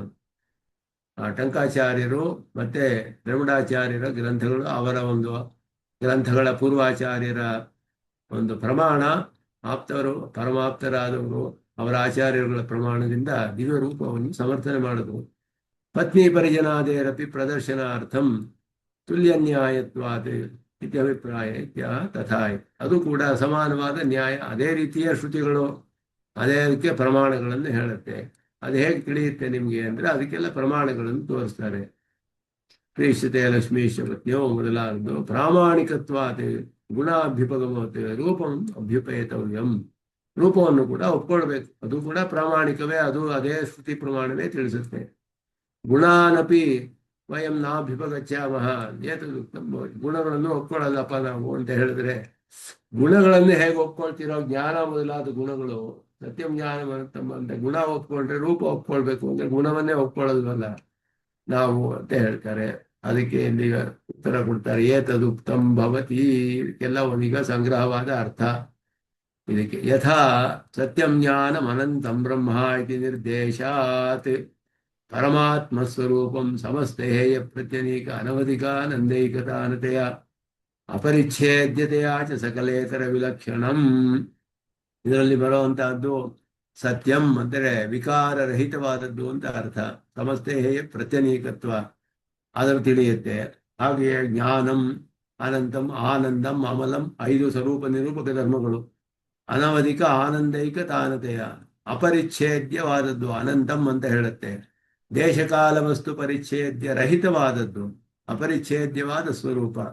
ಇದೆಲ್ಲವೂ ಕೂಡ ವಿಕಾರಗೊಳ್ಳುವಂತಹ ಪ್ರಕೃತಿಯಾಗಲಿ, ಸ್ವಭಾವದಲ್ಲಿ ಅಪುರುಷಾರ್ಥ ಧರ್ಮಭೂತ ಜ್ಞಾನದ ಸಂಕೋಚ ವಿಕಾಸವುಳ್ಳ ಬದ್ಧಚೇತನರಾಗಲಿ, ಅಥವಾ ಸ್ವಭಾವ ಒಂದು ಕಾಲದಲ್ಲಿ ದೋಷವಿದ್ದು ಆಮೇಲೆ ಕಳೆದುಕೊಂಡಂತಹ ಮುಕ್ತರಾಗಲಿ, ಅಥವಾ ಪರಮಾತ್ಮನ ಅಧೀನದಲ್ಲಿದ್ದು ನಿಯಮನದ್ದು ಅವನಿಂದ ಕೊಡಲ್ಪಟ್ಟ ನಿತ್ಯ ಜ್ಞಾನವುಳ್ಳ ನಿತ್ಯರಾಗಲಿ, ಇವರೆಲ್ಲರಿಗಿಂತಲೂ ವಿಲಕ್ಷಣನಾದ ಪರಮಾತ್ಮನನ್ನ ಸತ್ಯಂ ಜ್ಞಾನಮನಂತಂ ಬ್ರಹ್ಮ ಅನ್ನ ಶಬ್ದ ಈ ವಾಕ್ಯವು ತಿಳಿಸುತ್ತೆ. ಸಕಲೇತರ ವಿಲಕ್ಷಣತ್ವ ಅದರಲ್ಲಿ ತಿಳಿಸುತ್ತೆ ಅದು. ಹಾಗೆಯೇ ಯಹ ಸರ್ವಜ್ಞ ಸರ್ವವಿತ್, ಎಲ್ಲ ಪ್ರಕಾರಗಳನ್ನು ಎಲ್ಲವನ್ನು ನೇರವಾಗಿ ತಿಳಿಯುವನು. ಪರಾಸ್ಯ ಶಕ್ತಿ ವಿವಿಧೈವ ಶ್ರೂಯತೆ. ಅವನಿಗೆ ಪರಾಶಕ್ತಿ, ಆಶ್ಚರ್ಯವಾದ ಅದ್ಭುತವಾದ ಅಚಿಂತ್ಯವಾದ ಶಕ್ತಿಗಳಿದೆ ಬೇಕಾದಷ್ಟು, ಎಲ್ಲ ಸ್ವಾಭಾವಿಕವಾದದ್ದು. ಜ್ಞಾನ ಬಲಕ್ರಿಯಾಚ, ಜ್ಞಾನಕ್ರಿಯೆ ಬಲಕ್ರಿಯೆ ಇದೆಲ್ಲವೂ ಕೂಡ ಅವನಿಗೆ ಸ್ವಾಭಾವಿಕವಾದ ಅಚಿಂತ್ಯವಾದ ಅನೇಕ ವಿವಿಧವಾದ ಶಕ್ತಿಗಳಿದೆ ಅಂತ ತಿಳಿಸುತ್ತೆ.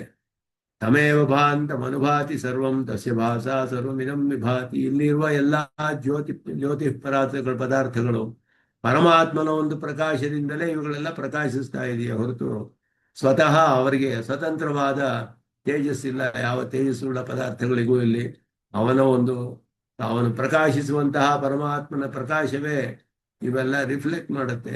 ಇವುಗಳೆಲ್ಲ ಅನುಭಾತಿ, ಅದನ್ನ ಮತ್ತೆ ಪ್ರಕಾಶಿಸುತ್ತೆ ಅಷ್ಟೇ.